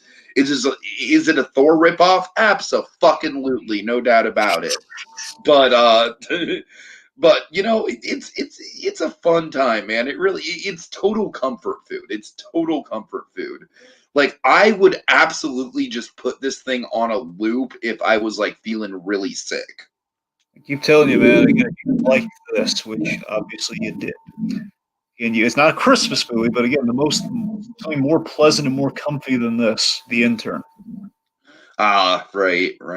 Pleasantries of the movie, I swear to you. I swear by it. The Intern is pleasantries of the movie. All right. Anyway, okay, so I worked in a couple Christmas movies as well, outside of just watching all the old favorites and our seasonal shenanigans stuff. Christmas with the Darlings. Yeah, what is this? So this is a Hallmark movie, as the title would suggest. It's here's the thing. I really like Katrina Law, and she did a Hallmark Christmas movie I watched, I believe last year. Well, maybe actually, wait, might have been Christmas in July. I watched that movie. The point being, Katrina Law, she did a Christmas movie before. She's done a couple Hallmark Christmas movies. The last one I saw her in was really good. It was called The 12 Gifts of Christmas. Unfortunately, this is not as good as that. Again, Katrina Law is kind of like the middle child in our real ridiculous kind of Electra lineage family thing, by the way. Just like that lady. Mm. And basically, it's really basically what she does in these Hallmark movies is mainly what I'm talking about, all that stuff. She's kind of the very pleasant. Again, 12 Gifts of Christmas, Katrina Law is fantastic. This movie, it's not terrible, but this is by the book Hallmark. Tiki. Everything you talked about that we didn't quite do with Night Before Christmas. The in-laws, the exes, the drama. Okay, well, there's drama. I can't say necessarily there's in-laws and exes, but you can in every other sense of the word, Tiki, it's Hallmarky to a T. It's very by the book Hallmark. It's like it just doesn't have the charm that the last one she did had. Like 12 Gifts of Christmas is really nice. Where this is basically she's like an assistant to a rich company guy who runs a company, and he's basically she sticks around. She's supposed to move on to a lawyer gig. She sticks around to help out the guy's brother, the guy's dreamy brother. The guy's dreamiest circle. I mean, he's more like he's kind of like Schlubby's circle. It's like oh, she can fix him though. So he's a project. Yeah, he's kind of like he's a project. She learns she doesn't have to put any work into. It's like oh, he's not a project at all. You think he might be? He's got potential anyway. So the point being, here's where the film breaks down. We have these orphan kids, which again, the orphan kids. I love the scenes with the orphan kids and then bonding with the orphan kids. But the idea is like these orphan kids are somehow the nephews of the two brothers. I don't get how that works. I mean, I don't really get it. The idea is the father, not even the father, the rich company guy. He doesn't have time for him around the holidays. So he's going to send him to boarding school or something. He's going to send him away somewhere. The point, it's like you see what I'm talking about here. Like, the story is not great, but the scenes with the kids are nice. Okay. All right, so Dragon, I am lucky that I even found this thing, man, because the thing was like on one. Because I've been watching a lot of best of the year lists to kind of sort of shape my own list, kind of curating from different sources here. And this was on like maybe just one or two best of the year lists, but it definitely caught my attention, and I'm so glad I watched it. It's Miranda July's new film, Kajillionaire, starring Evan Rachel Wood, Gina Rodriguez, and of course Richard Jenkins. So, Yeah. Kajillionaire is just such an interesting movie, man. It's about this kind of like almost feral family living on the streets of LA, and they're like the lowest of the low con artists, where it's like, you think a con artist and you think like fake Rolodexes and shit like that, like Rolex. Rolexes, yeah, not Rolodexes, but That'd be awesome. you think like, oh, the fancy suit and tie. Like, no, these guys are like, they will like steal your mail for like a $5 off coupon or shit like that. The movie starts with this really good choreographed movement that Evan Rachel Wood does. That's almost like kind of a dance where she breaks into the post office and avoids all the cameras to get other people's mail. And Drake, just the way that the film shows, there's a mother in the equation as well, and she's great. I just don't remember the actress off the top of my head. She's not as name recognizable as the other three. What I love about this movie is that it really goes to great lengths to kind of show like the circle of abuse in a family setting, where it could be a very loving family, but if it's a fucked up situation, it's a fucked up situation. And keeping someone in that fucked up situation is, in its own merit, a form of psychological abuse. And so essentially what happens, Dragon, is basically at the end of the first act, after they pull a relatively big heist, a heist that nets them about, $1,000 or so. So in their world, it's huge. They meet Gina Carano at an airport. Not Gina Carano, I'm sorry, Gina Rodriguez. Okay, Gina Rodriguez. Well, she's good. I'm sorry. Get your hopes up. They meet Gina Rodriguez on a plane, and Gina Rodriguez's character essentially kind of like swoops in, like, hey, like, I'm really interested in this kind of like con artist lifestyle you got going on. You could essentially use me as like an unpaid intern because I've got connections. And essentially, Dragon, you're gonna love this. What they do, they start conning old people, Better Call Saul style. Nice. Because she's a receptionist, she's got a bunch of clients, a bunch of clients that are very lonely. And then the film just kind of goes from there. But essentially what the film kind of evolves into is Gina Rodriguez like totally sees the situation with Evan Rachel Woods and her piece of shit parents is what it is. Just like Evan Rachel Woods just needs to get the hell out from under these people because they are just like literal scums of the earth. Like there are moments where these people are like kind of trying to talk Evan Rachel Wood back into their lifestyle and back into their clan, and they're using all the like, it genuinely does make your skin crawl. And Dragon, as you know, I've dealt with like a situation where one of my family members is, like still going through some shit with someone who's pretty manipulative and mentally abusive. So because of that, man, I really connected with this thing a lot. I think the way that the characters move in this movie, just the physicality of it, is probably its most memorable element, because they really do move like they haven't been a normal part of society in fucking ages. And it just gives this film like this like really offbeat kind of pattern and tone to it. It's almost like a ballet almost. And it's super unique. It's got a great style to it. But at the end of the day, it's also got a great heart and really, really meaningful message to me about kind of emotional and manipulative abuse. So, and also, more importantly, Dragon, in an era where we're seeing stuff like Parasite, stuff like Nomadland, which I haven't gotten a chance to see, but I really want to see. These films about kind of like the ever growing divide in our economy. I feel like Kajillionaire just kind of comes in there and just like, it fits right in with that movement, Dragon. It fits right in with the Parasites of the world, and I fucking love it. Easily one of my favorites of the year. Easily. Okay. All right. Let's see. So again, another Christmas one for me. Yes. This is Finding Santa. This was a Hallmark movie from 2017. So here's the reason I watched this is I watch a show called The Rookie, which has come back, by the way, since since all the pandemic and chaos, and had a really great season premiere, by the way. I love the show The Rookie, and there's a character on this show by the name Tim Bradford, played by Eric Winter. Now this guy, he's a TO, he's a training officer. He's a real tough as nails guy, but he's got a little, if you know him long enough, there's a little soft side underneath there. Just a little bit. You got to get there. You got to needle away. So Eric Winter, he's playing against type for this movie. He's essentially, we're grooming him to be Santa Claus in this movie, not the actual Santa Claus, just the guy in the Santa Claus suit for the kids. Oh, okay, So, gotcha. that was the sell for me for this. Like seeing that tough as nails guy on the regular basis, like a real tough LA cop who's training the others. He's the grizzled guy training the rookies. Essentially be a jolly Santa Claus. Mm-hmm. So the other thing too is Jodie Sweetin's in this movie. Jodie Sweetin from Full House, Stephanie.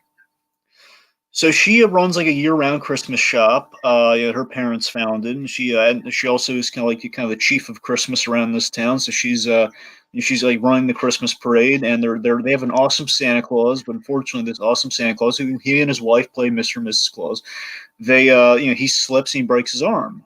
So they're in a bind, and the couple ran a business. They run a business year-round, I guess, where they train Santa Clauses for all the mall Santas and everything, for all the gigs. So they have a Santa school, and one of the original students at the Santa school was their son being the Eric Winter character, Ben. So basically, it's up to Jodie Sweetin to save the Christmas parade, and all the kids. After the parade, they all kind of stop and they meet Santa Claus, that sort of thing. And essentially, she has to convince he kind of flew away from the nest. He's trying to make it as a writer. He kind of broke away from the family business, so he has to kind of convince him to be Santa Claus. And we kind of inch him towards that. We kind of put him in the suit for a scene. I got to tell you, man, Eric Winter, I was unclear. I was unsure how well he was going to be able to pull it off. My God, the man has the spark in his eye. He's such a jolly, nice Santa Claus, man. All this family of Santa Claus suit guys, of our Santa Claus impersonators, they're fantastic. It's this is basically there is a very hallmarky forced low of lows. It's really ridiculous at this whole. She literally has been telling you throughout the whole movie that she really needs you to do this, and you've been really pushing against that. So when he finally, spoiler, he finally agrees. I know you never saw it coming. No. So when he finally agrees, she's like on the phone saying, "Oh yes, this is exactly what I needed to happen." He says, "Wait, you were just because they were kind of getting maybe a little romantic. You were just this is all just for your parade thing." Yes, she's been telling you that through the whole movie. Right. Forget that's ridiculous. But again, there's real charm in this thing. It's nice to see. Also, it's just like get it out there. It's nice to see Sweeten in things like this. She had it really rough for a while there, and she's on the road to recovery and doing stuff like this really regained the wholesomeness again. It's really nice to see that. It's a nice little redemption story in a sense. Things got a really sweet ending. With him being a writer and her being basically she's an artist through the movies. They kind of collaborate on a kid's book. She illustrates, he writes. It's really nice, really beautiful. That was a nice. It's out of the Hallmark movies I watched in December. This was the winner. You can tell. Nice. Okay, so I watched Run on Hulu, starring Sarah Paulson. Sarah Paulson, man, she's having a hell of a year. I mean, she's just creepy. She's just as creepy in this as I imagine she is in Ratchet, man. I still have reservations on it based on the depiction of mental illness, but that's just. Well, it was like back in the day, though, T. I mean, yeah, it's a sensitive subject, man. It's a sensitive subject for me. All right, fine. But anyways, I think that Run is it's a really, really good thriller. You know who it's directed by, Dragon? I don't know his name, but this is the follow-up film, one of our personal favorites from a couple of years ago, Searching. Ooh. Yeah. And it's a way more traditional little thriller. I don't like it as much as Searching, if I'm being honest, but it's good. It's got a bite to it for sure. So essentially the premise is that Sarah Paulson is a super overprotective mother, but for good reason, Dragon. Her daughter has like something like 5 like really debilitating things wrong with her. Let's see if I can remember all of them. She has asthma. She's got a heart condition. She's paralyzed from the waist down. Diabetes, and I think there's one other thing. So it's like this is a pretty fucked up girl in terms of just like health issues. But the whole premise kind of kicks into gear, Dragon, when the daughter finds out that she's 18, she's graduating high school, and she wants to go to college. And the tension arises when she finds out that the mother, Sarah Paulson, has been throwing away acceptance letters from colleges. Oh yeah, I remember. I heard. Yeah. Yeah, and that just Dragon, I don't really want to spoil it, but that just kind of evolves into just, almost like a cat and mouse thing where the daughter essentially has to she realizes the situation she's in. She realizes that the mother is just never gonna fucking let her under her thumb no matter what. Like that's just the kind of person that she's dealing with. And hence the title, Dragon, she has to run. I love it, man. That sounds great. But of course, her being paralyzed, easier said than done. And I don't have to say anything else, Dragon. It's a lean, mean little thriller. It's not my favorite movie of the year. I don't know if it'll be on my top 10 just because it's not, there's not a ton of substance to it, if I'm being honest with you. It's not really saying a whole hell of a lot. But just for being a fun thriller that keeps you on the edge of your seat, it's definitely a good ride. This was on Amazon. Hulu. Oh, Hulu, right? Sorry. Yes. All right, so I would recommend it. I might look into that. All right. Okay. So I have the most bizarre documentary ever. I'm Still Here. Wait. Is this the Joaquin Phoenix one? Don't tell me you've seen this. I have seen it. I wish you'd realized these things earlier. I'm sorry. All right. Yes. Well, yeah. So I finally saw this, I guess. So this is so. Here's the thing. I went into this not knowing it was a mockumentary. I thought it was an actual. Yeah, it's definitely a mockumentary. Oh yeah. Yeah, but I basically I kind of had the problem the critics did with this, where I wasn't fully convinced, and I just didn't know going into it. Like, I still don't know what to make of it, Dragon. It's an enigma, man. It really is. The movie definitely has an identity problem. It is really crazy, right? It's a bizarre movie. Oh yeah, no doubt about it. Kids out there haven't seen this. In 2010, Joaquin Phoenix did kind of this documentary film. Casey Affleck directed. It's basically about if Joaquin Phoenix, especially when Joker came out, people will remind, oh yeah, he did the crazy interview thing for a while back in around 2010. Or a little bit before that, but the point being that late 2000s. The bearded sunglasses, gum under the table Joaquin Phoenix stuff. It became a parody and everything. Yeah, I miss when shit like that was what captured the nation's attention. Yeah, and I was vaguely familiar. I saw a little bit of that, mainly the David Letterman thing. So when they it mainly selling you on that David Letterman build up, and I was really interested by it, so I checked it out.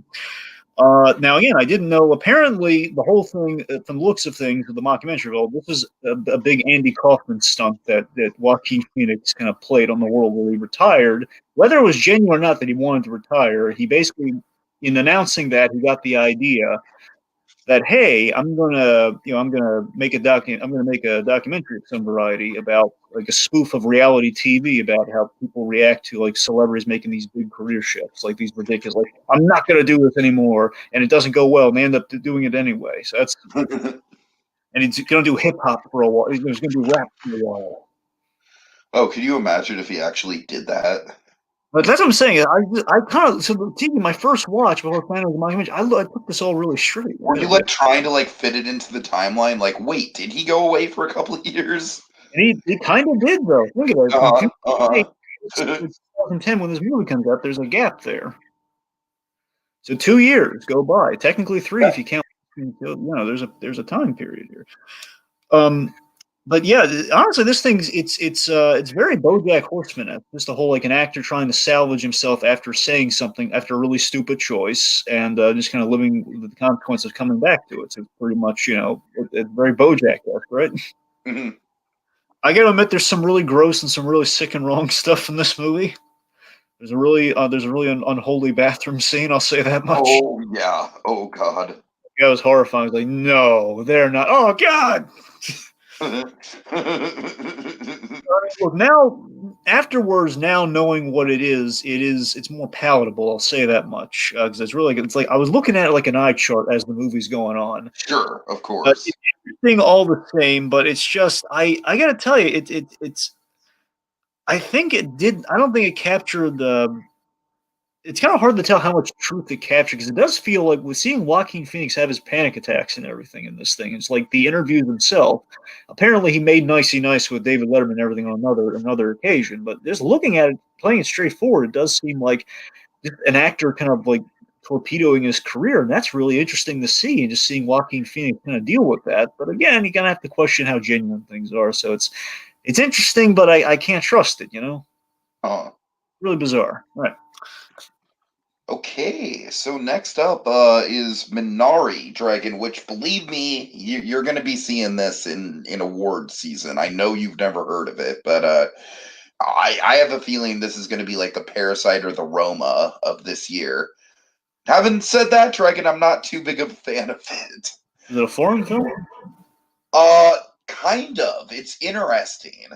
It's yes, it's a foreign language film, but it's about a Korean family moving to a farm in I think it's Iowa. I don't remember the exact state. I apologize. It doesn't really matter. It's just the point is they've been really struggling in the city for a long time. I'm pretty sure they were from San Francisco initially. And for a long time, they just had like the very, very dingy, tiny apartment building, and the conflict, sort of at the heart of the movie, Dragon, is the husband played by Stephen Yun, who is the main reason why I wanted to see this movie. Of course, Glenn from The Walking Dead and other roles. Um, the father is essentially like he's bought this farmland and he thinks it's very much an American dream movie, Dragon. It's very much a movie that kind of examines and kind of picks apart the American dream. Because this guy's dream is to just have this farm that's prospering and bringing in revenue, and the land. The land is what really gets to him. The land is kind of what what sings, the fact that in America he can have all this land and he has to just put it to use.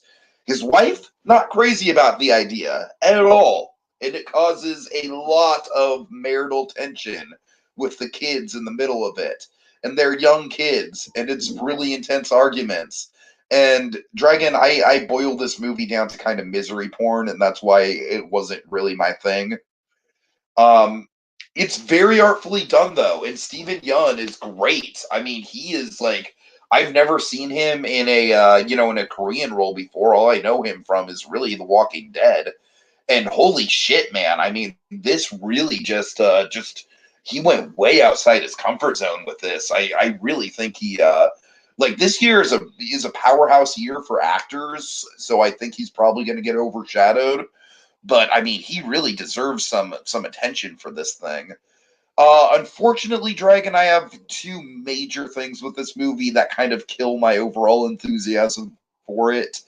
Number one is that it's just very, very slow paced and methodical, and like I said, it is all just like, hey, look, it's very much misery porn, Dragon, in the sense of like, it's a series of bad things happening to this guy to keep him from getting a successful farm. And then the other thing I don't like is that the ending kind of like turns it around, and like things really kind of come together in sort of an unbelievable kind of like Hollywood sort of way, when the whole movie was sort of hinging on its realism. So I don't know, Dragon. In that regard, you know what it feels like to me? The closest comparison I can give for it is Moonlight, where Moonlight is a movie where I respect the hell out of Moonlight. I like the idea of the three actors playing three playing the same character in 3 different timelines of the character's life. I like all that. But at the end of the day, the movie itself just didn't really sing for me. And Dragon, I feel like Minari is kind of a similar situation. I feel like, at the end of the day, it has really good ingredients in it, great cinematography, great score. Steven Yeun is a great lead performer in it. But it just didn't, the pieces just didn't fit together for me. I wish I enjoyed it more than I did, Dragon. I don't want to call this a disappointment per se, but this was definitely the movie that kind of like my expectations weren't really met when I watched it. All right. Okay. All right. So here's one you might want to look into. This is Elstree 1976. Tell me So this, more. so this is this is a documentary about the men behind the mask and makeup for Star Wars. Mm.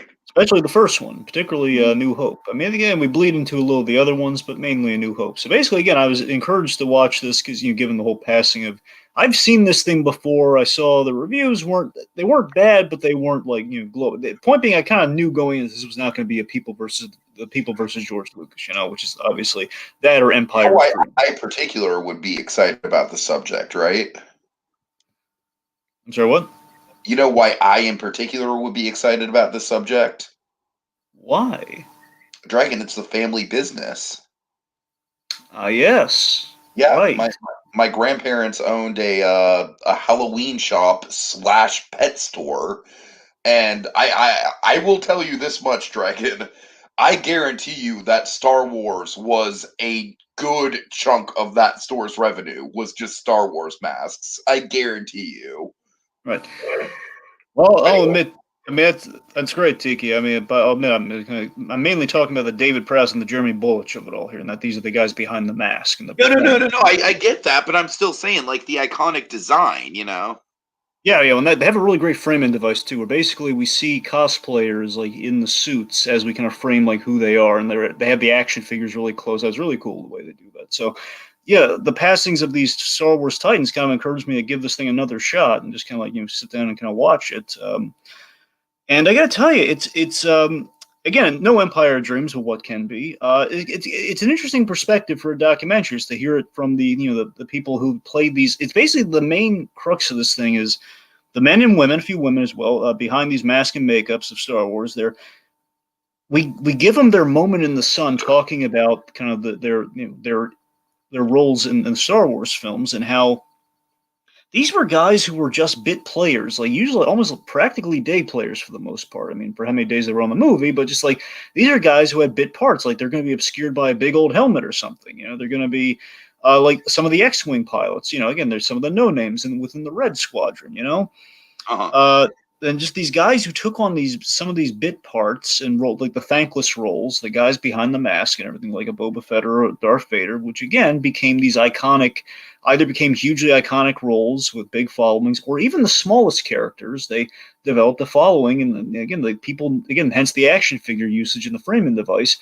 People know these guys' names, they know their roles because the Star Wars fans, they've been around for decades and they know everything about this because of these action figures. They've tracked them down. Their likenesses are carved in plastic, and it's really kind of sweet to see. Like Biggs, for example. Biggs is in this, man. We get to talk to him, and his scene essentially was cut, and all that sort of stuff.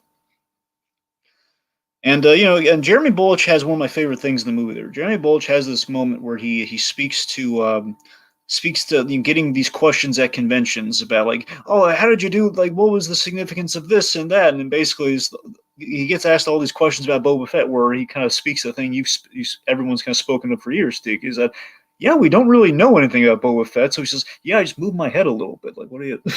right, yeah. But again, that's the whole point. Like, again, these people love it so much, and there's so much love and reverence in this thing. For again, these little head movements had such a rippling effect and such an impact on people. That's funny. So it's really nice. And of course, the David Prowse of it all is pretty much stuff we already knew in the other documentary. But still, it's more everything outside of Prowse is worth looking into for this thing. I think you'd get a kick out of it. Okay, sounds good. I believe it's on Prime still. It's either on Prime or Netflix, one of the two. Okie dokie. All right. So next up for me, Tread. You know anything about this dragon at all? Is it a driving movie? No, it's a documentary. Ooh, tell me more. All right, I think I'm gonna sell you on this, buddy. It's pretty intense. All right. So this is one of those documentaries where it's like you get the video journal of someone who's committed an atrocity, and that video journal just gets spliced throughout the whole goddamn movie. So you have Nice. yeah, so you have like a narrator. Like I'm sorry, it's not a video journal; it's an audio log. But you literally have the guy like laying out his plan as it's going forward. Okay, so the premise of this thing is that this guy moves into a small town, and essentially, Dragon, there's some drama that goes down with some real estate at an auction. I don't want to get into the nitty gritty of it because it's kind of complicated. But essentially, what happens is that this guy just really feels like he was burned, and he feels like the whole city council is just out to get him. He feels like, as the newcomer to this community, that he was just, essentially, it's hard to explain what actually went down with the real estate deal. I think I might have heard something about this. Keep going. Give me the cell.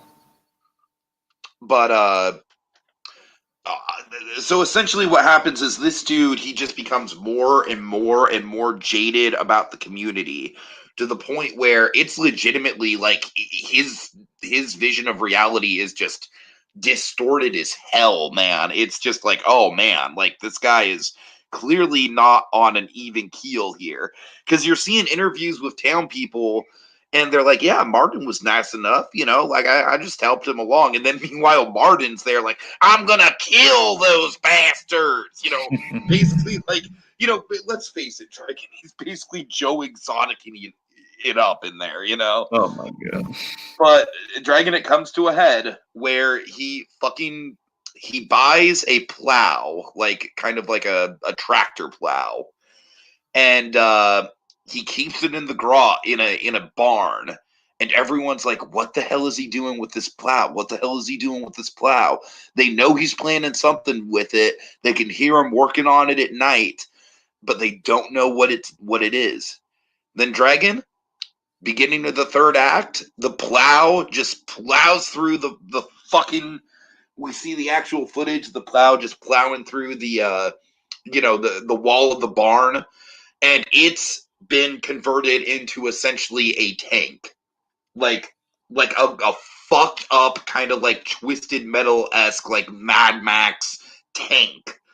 And this dude just goes and fucking drives it through town hall.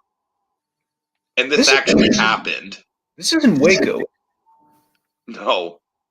Sounds a lot like the Waco thing. Okay, sure, yeah. And this actually happened. And so essentially, Dragon, my one complaint with this movie is that once we get to the tank stuff, believe it or not, it gets a little dull, because it's just a lot of, I feel like they could have cut it, because a lot of, I mean, not the whole thing, obviously, but I feel like they could have trimmed it down, because a lot of it is just kind of like different townspeople, like, giving their reactions to the tank going through the town. And, yeah, it's pretty much the same story over and over and over again. It's like there's only so many ways you can describe something like that.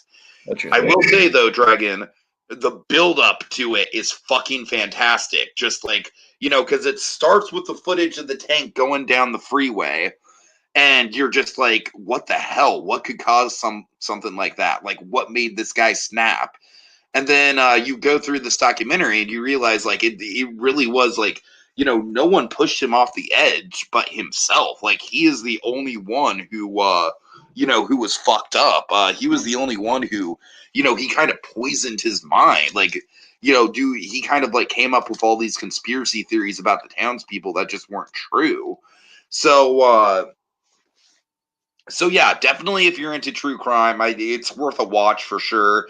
I don't think it's it's certainly no American Murder. Like, I feel like American Murder is easily the true crime documentary of the year, I think. That one actually probably has a chance of being on my top 10. I would hope so. Yeah, I might have to exclude it from mine, but I would hope that would find a home on yours, though. That would be great. I might have to do it, yeah. But yeah, go on. But Tread is really really good though. It's just like I said, the only issue I have with it is I feel like it drags in certain spots and it can get a little bit repetitive. But overall, if the premise intrigues you, it's definitely worth a watch, especially for the guy's kind of like from beyond the grave narration of it all. Yeah, I mean, Tiki, I'm very interested in it because it sounds identical to another real life tank incident at Waco. Okay, hold on. It might let me You know what I'm just saying? Google. This sounds like it's the Waco incident, which I'm very sold on that's definitely the case. But regardless, I'm Hold interested in on, this. hold on, hold on. It could be. It could There be. was a crazy guy in a town with a tank, and I believe they Let me. abandoned. I'm just googling, Dragon. I'm just googling. Just give me. Yeah, give me a second. Give me a second. Do. Let's see. It's a small town at the foot of the Rocky Mountains. I mean, I maybe I don't really. Well, I don't know. Um, no, no, no. It's Granby. Granby is the name of the town. Okay, there you go then. Okay, well, it's definitely not Waco then. But yeah, that's interesting. It's interesting. There's another tank-related catastrophe. That's interesting. Right. Okay, yeah. Okay. I'm interested. I might check that out. Definitely. I mean, yeah. So what was that on? That was Netflix actually. Okay, I might look. Okay, I might look into that. Okay, so next, this is one that's been long overdue, and I'm so happy I was finally able to do it. Unfortunately, I kind of jumped the gun a little early on it. So let me tell you what happened. So the next one is Coming to America. So Coming to America again. I know what you're saying, folks. He hasn't seen it. Yeah, the I famous Eddie haven't seen Murphy. it either. This is the famed Eddie Murphy movie, What's which weird is that I'm more familiar with Eddie Murphy stand-up comedy than I am his actual movies. interesting. Yeah, yeah, it's weird. Like I'm more of a nerd for his comedy albums. I want to be clear. This is not like for lack of trying that I haven't seen Coming to America. This thing never. Here's the thing. I could watch it on like TV or VH1 or something when they air, but it's always censored and broken up by commercials. I want to watch the movie, and it's like Uh-huh. never streams anywhere. So eventually, I kind of tracked it down. It was long overdue, and the sequel's coming out. Unfortunately, because of the stupid pandemic and chaos, even though it's streaming to Amazon, um, the sequel, I mean, it's they it was supposed to come out Christmas, hence my watching of it. But I then realized afterwards, because I was all excited. Okay, now I'm going to watch the sequel, and then I realized it's been moved to March. Yay me! But yeah, the trailer's out too for the sequel. By the way, it's going to be fun. But I tell you, Tiki, this is long overdue. But I've been itching to watch this one because it always looked kind of fun. This is a John Landis movie. John Landis, one of the kings of comedy, great guy. Um, one of the great Betty Murphy guys. Basically, this is like what if Black Panther were a comedy? That's kind of what this is. Right. Very Yeah, much yeah, so. I can see that. Like this is the thing I love was kind of a reference. I mean, of course, now it'd be a little bit more in a somber context, but we know that King T'Chaka would show T'Challa and Shuri movies like Back to the Future too. What if he showed him Coming to America? How wonderful would that be?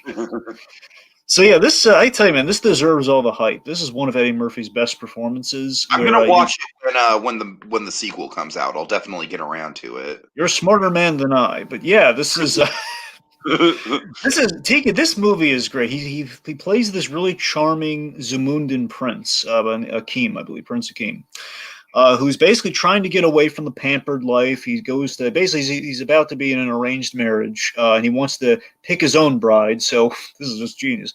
He goes to New York, and where is he going to find a bride in New York? Where's he going to find essentially a prospective queen in New York? Queens. You got like they have some of the top tier, some of the great black actors like James Earl Jones. He plays his father, the king, and he's awesome. And of course, this is very I much can kind of imagine. they're looking at this when they're thinking Mufasa and Lion King. You know they Sure, are. sure. You have the famous barbershop scene where this is where Eddie Murphy, for the first time, I believe, is playing multiple characters. You know, he's doing this is where he kind of toyed with it on SNL. This is when he's doing it in a movie where he's playing multiple characters, which then leads to Nutty Professor and so on and so on. You know, Mhm. there's Arsenio. I completely forgot that Arsenio Hall was in the movie. There's another reason I was really itching to get to it. Is that Arsenio Hall playing opposite Eddie Murphy is great. Like he's like his kind of his bodyguard and his friend. Like they're they're really really good friends, and he's the guy, like, he wants to go back to Zamunda. He just wants to have fun there. We're like, what are you doing? We're supposed to be like having orgies in America right now. You're playing it really. You're trying to make an actual connection with a woman here. What's going on? He wants to party while he's there, and and Eddie Murphy just wants to play it straight here. It's really nice. It's like back when rom-coms were good, Tiki, which is so rare these days. Back when a rom-com was good and actually charming. Again, the chemistry he's got with Arsenio Hall is great, and I just love that Eddie Murphy's playing just a humble and patient Eddie Murphy is really rare. We don't have like Eddie Murphy's full of energy. It's like him playing just a really. I can't praise it enough. It's great. There's a lot of great stuff, and I want to bore with the details. It's definitely I hope you look forward to watching. It's going to be good. Okay. Alrighty. Next up, we have the Wolf Walkers. What the heck is this thing? So, Dragon, this is done by the same animation studio. It's an Irish animation studio that did stuff like Secret of the Kells and Song of the Sea. A Kelsey Grammer movie? What? Secret of the Kells, a Kelsey Grammer. No, it's not a Kelsey Grammer movie, Dragon. It was a joke, Dragon, the whole. I liken this studio to kind of like this studio is doing for 2D animation what Leica is doing for stop motion. Really? And that's that they're essentially doing like really thoughtful movies that are very rich with kind of like folklore and character. And it's definitely almost kind of like a Pixar kind of Miyazaki approach to stuff where their movies are not there's very little straight up comedy in their movies. It's definitely like they feel more like straight up fairy tales. And Dragon, I will say, Wolfwalkers, this hit me in the same way that Kubo hit me for Leica, because with Kubo, with Kubo, with Kubo before Kubo, I had liked all the Leica movies, but I hadn't found one that I connected to on an emotional level. I honestly think I was just too old for Coraline, because I know a ton of people that are like 10 years younger than me that just live and die by Coraline. And I guess I really just think it's the fact that I didn't grow up with it. But Kubo really got to me on an emotional level, and this did too. It kind of had the same effect for me, where I have seen Song of the Seas and Secret of the Kells, and while I admire the animation a lot, I never really got into the characters, and this was a different story. I mean, holy shit, if this isn't a better, like, fiery, red-headed female protagonist than Brave, Dragon. It's basically kind of a Celtic magic fairy tale, right? It's a fairy tale in every sense of the word, absolutely. It marinates in that kind of fairy tale feel. And I love it. Now, I will say the one thing that you might kind of be turned off by with it is that it does kind of start as a very stereotypical kind of like Dances with Wolves type situation, except in this case, there's actually wolves. And they dance too. But where essentially the main girl of the movie, she gets lost in the forest. She gets rescued by the titular wolf walker, the fiery redheaded child on the posters. And wolf walkers, essentially, when they're sleeping, they turn into wolves, where their sleeping bodies are still there, but their spirit comes out as a physical wolf, if that makes sense. So they kind of alternate. It's almost like a werewolf, but they kind of alternate between a sleeping state and a waking state, that being their human body and their wolf body. Anyways, so the first act is very much set up like girl meets the wolf child, and her dad is like one of the hunters who is out to kill the wolves because the wolves are wreaking havoc on this kind of medieval village run by a villain who I swear to God is like a more intimidating version of Governor Radcliffe. Like he's got the same hair and armor and everything. But I don't know, Dragon. I will say this. I think this one, you're going to hate me for saying this. You're going to hate me for saying this. I think I might rank this one higher than Soul.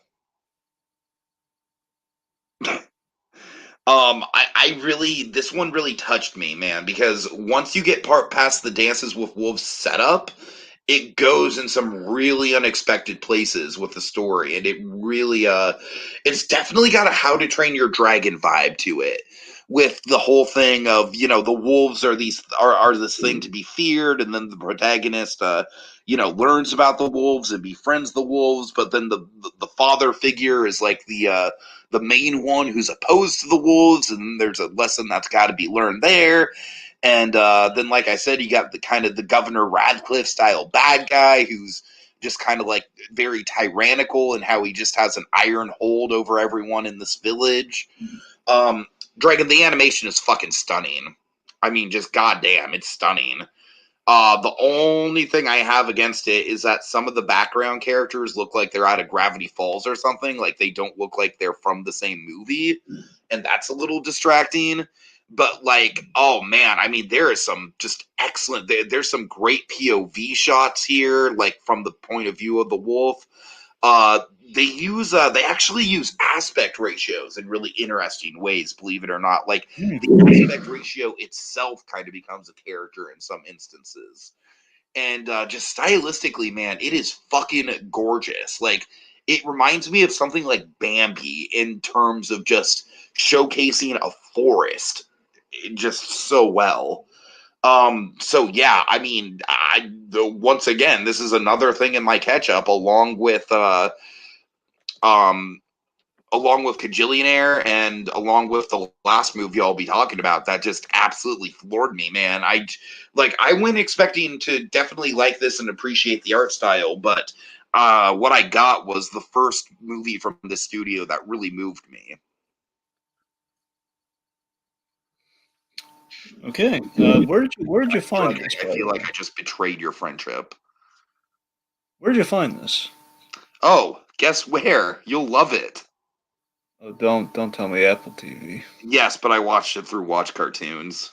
Oh, It's easy to find on Watch Cartoons if you look for it. all right, yeah. Oh God. I know. Hey, I'm just saying, Apple TV's. I keep hearing about more Dude, amazing honestly, shows. like, I would, if I could pay for it, I would. I know, But me too. But Apple TV's just like, no. Not only do you have to have the subscription service, you have to have our device. And I'm like, no, I'm not going that far. Piracy it is. Again, look, if they brought it on themselves, all right, it's not. Yeah, exactly. Okay, it's like literally people want to give them their money, but they can't unless they shell out a whole lot of money. Which so that's my stance with that, Dragon. You know who it sound? You know who it sounds like? You know who would love this show? I mean, sorry, would love this movie. Who? Dave Filoni. He loves wolves. Oh yeah, I could see that. Sure. Hence the whole Trapper Wolf thing because he loves wolves. Right. Okay, penultimate one for me, American Tragedy. Yeah, this was a documentary, came out, I believe, last year. It's about the mother of one of the Columbine shooters. This thing has a really great premise. It's got it's really interesting. It's basically just that alone, just mother of one of the Columbine shooters, like that right there is just super fucking. You can just get a whole wealth of connotations from that. There's a very effective and eerie framing device at the top, but they don't go this way. They don't necessarily. They do a little bit of recreation, but they do it artfully. They do this thing where, like, literally, the movie starts with the birth of the boy. It's kind of like, you know, that's something I mentioned. The point being, like, we only recreate. We have the older mother reflecting on things. So that's kind of the present. We just recreate the younger version of her, like from the birth of the child to the day of. And it's just like this, basically her perspective, her POV of the day of, and just kind of getting her perspective on the situation, what happened that day, just kind of like learning what happened and everything. And it's basically like there's a really effective moment in this thing, Tiki. It's the effective, like all the potential, the premises. The mother confesses. I don't know if she wrote in a journal or something. Basically, she confesses that once the events were going on, she prayed, she hoped that her son would be killed, versus, you know, him living and you know, dealing with the aftermath and the prisons, all this stuff. I can see her position on that. Yeah, and tell me that isn't interesting, man. It's like the whole, like, a mother in it's interesting, that. but I can see it though. Exactly, because we're always in a situation. How many times we've seen it dramatized where you have, and I'm not saying it can't work sometimes. I'm just saying how many times we've seen it where the mother of the bad guy or the shooter or something of a mother with a younger, troubled youth that has basically wrought a lot of stuff. Like the bully's mom, essentially. The bully's like the Bryce, the Bryce is from 13 Reasons, if you Yeah. will, where we just have this character and there's usually kind of a blindness, like, no, not my boy, like, no, or like, yeah, he did something really terrible. You can't. No, I hear you. That is a trope for sure. Well, we're just, again, I know it's real life, obviously. That's what I'm saying. I like that we're representing things, just representing it just so honestly, and we never talk about these things in the media. So, um, now, unfortunately, the worst thing I can say about this thing is not even a worst thing. It still works. It just doesn't work. I think we built up such great momentum in that beginning part. Although stuff was kind of laid out there in the framing device and everything, is that unfortunately, we towards like the halfway, maybe a little after the halfway point, we kind of drift away from that to just kind of the issue of prevention, which, I mean, it's okay and it's necessary. It's just like we kind of like talk about some other perspective cases of, like trying to nip school shooters in the bud. And it's just, I'm just saying it's not bad. And basically she's like in the classroom. We're kind of saying that, again, kids could be, sometimes kids could be school shooters in the makings, which is why it's important we stop it now, which I get, but it's just not as exceptional as the story they were telling, because I was hooked on that story, man. Like, oh my God, this sounds amazing. And again, good, just not as great as it started as. Sure. All right. Okay. Next up, Dragon, this is easily the most, like, Lucy, like, very comfort food, no real substance to it. The Linda McCartney story. Dragon, I watched this thing? Where? No, why? I Oh, sorry, watched why? I watched this thing because I found out that Elizabeth Mitchell was playing Linda McCartney. I almost watched an Elizabeth Mitchell movie Really? in December. Yeah. Well, there you go, Dragon. Here's your Elizabeth Mitchell movie for the month. I filled your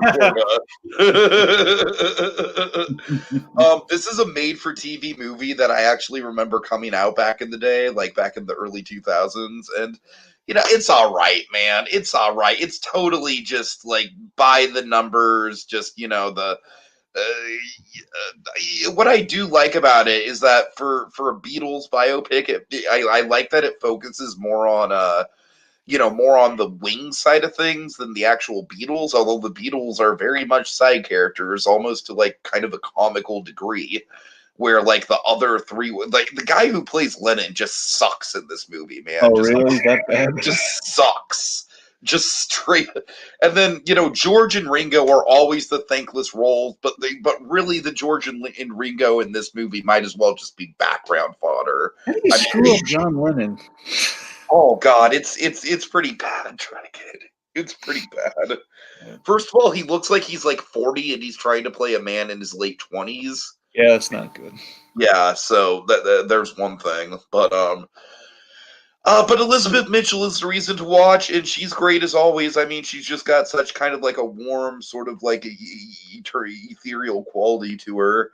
And I will say the movie does a pretty decent job with the framing device. It's got kind of like a Love and Mercy style framing device where in the future she's dealing with her cancer diagnosis, and it kind of runs concurrently, like her and Paul falling in love, and then her and Paul dealing with the cancer diagnosis. So I would I recommend it? No, probably not, unless you're like desperate for an Elizabeth Mitchell fix. But I mean, Elizabeth Mitchell is one of my favorite actresses. Legitimately, I easily one of my favorite characters on Lost. So, and of course, Mrs. Claus from the Santa Claus franchise, and she was the Snow Queen from Once Upon a Time, Frozen. Yeah. So, yeah, good watch, but easily like the least substantial thing I watched all month. That's a shame. Now I feel bad because we could have had double Mitchell, man. But had I known. All right. So last one I got here. The Woman Who Wasn't There. Okay, so this is a pretty. It's a little. It's just barely over an hour, but again, it's definitely a movie. No question. It's definitely kind of sold as such. This is. It's on. You can find it on Amazon. This thing had just kind of an insanely interesting sell to me that I kind of like had to kind of look into it. I just figured might as well kind of in adding a movie or two to the thing. I just figured I'd work it in there because like a little over an hour. Uh-huh. So essentially, this is a documentary about this 9/11 survivor with a really tragic story. Who basically this lady, her name is I believe it's Tanya Head. I think it's Tanya Head. It's something like Tanya. Tanya Head. She rallied people together. She like built up one of the first support groups for the 9/11 survivors. The people with family, but more so the less families, more people who were inside the building who got out. Those survivors. But again, after all that, we learn it was a lie. Oh, She yeah, okay. That's interesting because when you were telling that, I was like, huh. I've heard of people like that who turn out to be lying, and then you went in that direction, and I'm like, oh shit, okay, so it is like that. Yep, that's it right there. It's a lie. This lady who has this really compelling story about like the love of her life and him not making it out of the thing, and it's like Tiki, it's a lie, man. It's a big lie. This thing, it's I might have watched a YouTube video about this because it sounds familiar. yeah, the thing itself's done really artfully. Literally, they use the way they recreate the events is really good. They use like paintings, use like kind of a painted animation style. Oh, It that's looks really cool. good. It's really Uh-huh. effective when they show you again. They kind of recreate being in the inside when the planes strike really effectively, man. Oh my god, never seen it like that. Which again you can do in animation. So, 7 years, basically 7 years later, the dominoes begin to fall for this lady, as it's kind of an anatomy, it's a lot of anatomy of a lie type stuff, which is kind of you're looking into the peeling back the layers, like why would this lady lie about this, and like what is the lie, like how did she orchestrate this Yeah. sort of thing, and it's yeah, I mean, on one hand, it's a good thing she started this support group, which again, noble idea, but again, you really question it after you realize, oh my god, it was a whole lie. These people feel really manipulated. They feel really betrayed. Like you weren't. Hence the title. You weren't even there. How does this? How is this right? So it's really interesting stuff. Again, the premise delivered. I'll say that much. Premise delivered. I think it's. If you got an hour to kill, T, I'd highly recommend watching it. Okay.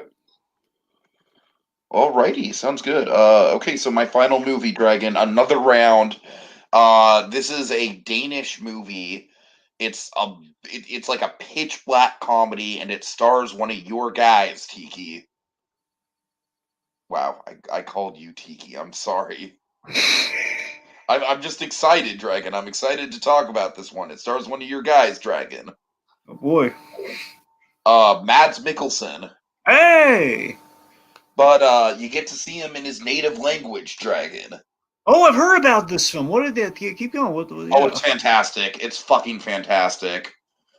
Okay, so essentially the premise is that these four teachers are stuck in kind of like a midlife crisis, and they read about this theory that some sort of like psychology professor or something conducted where the human mind is meant to operate on a zero point 0.5 blood alcohol level, meaning that if you're at a zero point 0.5 blood alcohol level, you will like, essentially it'll be like your senses will be heightened, you'll be more aware, you'll be more social, all that good stuff. Basically the benefits, basically what they're going for, Dragon, is that they want to day drink, but only to that certain level, and not to get drunk, but just for the social benefits of the drinking. And it works. There's some fucking great scenes of Mads Mikkelsen just teaching his class, and it's some "Oh Captain, my Captain" shit. It's like legitimately inspiring. And there's a guy who's a soccer coach, and there's a great subplot there where he stands up to this kid who's getting bullied, and it's all going great until they decide to up the dosage. And when they do that, Dragon, it's all downhill from there. But I will say, the ending of this movie is going to be iconic. It's straight up going to be iconic, Dragon. It's going to be one of those endings where people are going to dissect the hell out of it for years to come. But not in the kind of way like Inception, where it's like, oh, did the top stop spinning or not? No. Not in that kind of like weird pseudo-intellectual kind of way. I'm just saying, I don't want to say exactly what happens, because I feel like it would kind of give away the deeper significance of this movie. But the way that they decide to end it is the words I will use, Dragon, are life affirming. Absolutely life affirming. And it's not really an anti-drug PSA. It's, you know what it reminds me of, Dragon? I feel like this is a new train spotting. It's a train spotting for a new generation. Because much like train spotting, it shows the dangers of the addiction, but it also shows how goddamn fun it can be. Dragon, if this isn't my number one of the year, it's going to be close to my number one of the year. I mean, I fucking dug this thing, man. I think you would too. Now I unfortunately I had to pirate it because it's not, I believe it's in theaters right now. But so you might not be able to get a hold of it for a while. But man, if you get a chance to, your boy Mads Mikkelsen, dude, I mean, he pulls it off. I am definitely rooting for this thing to win Best Foreign Language Film for sure, absolutely. And I think that, I think in a post-Parasite world, Dragon, I feel like Mads Mikkelsen should be nominated. He should be up there with the best of them. So yeah, another round, just fucking stellar, absolutely stellar. All right. Yeah. All right. Well, time to get to best and worst. Yeah, so just remind me, you're just going to do best and worst collectively for the whole thing, or? Yes. Okay. All right, best. Best for me is Soul. Okay. Worst, honestly, it's between, and these things aren't really truly bad, but they're definitely things I would not go back to. It's either I'm Still Here or Christmas with the Darlings. I got to be honest. I mean, here's the thing. I feel I'm Still Here was a little bit more unpleasant, and I don't have to worry about like really gross out things in Christmas with the Darlings. So I think I'm going to go with Still Here. Right. All right, this is pretty easy for me. Best is definitely. I mean, there were some very solid contenders. With Wolfwalkers, Kajillionaire for sure. I mean, Kajillionaire is still close, but I have to give best right now to another round. And then worst. I mean, come on, it's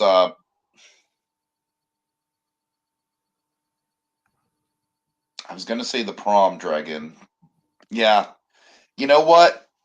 I'm gonna say The Prom, but I'm gonna also say that Wonder Woman's up there. I'm sorry. Oh, come on. Why can't you just say The Prom? I'm sorry. You went out of your way just to, come on. Like, it's close. It's close. No, it's not close. Yes, Prom. Yes, it is. Meryl Streep at a prom. Come on. She doesn't belong there. All right.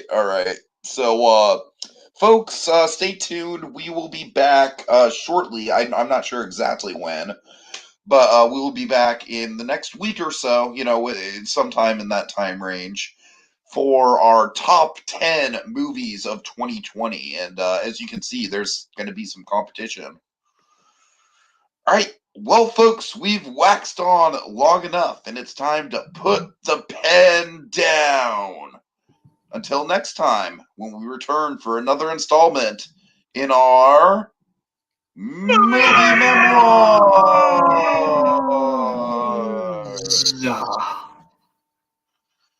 Oh, look at me. I'm James Corden. I'm going to the prom. Oh, whoop-de-doo.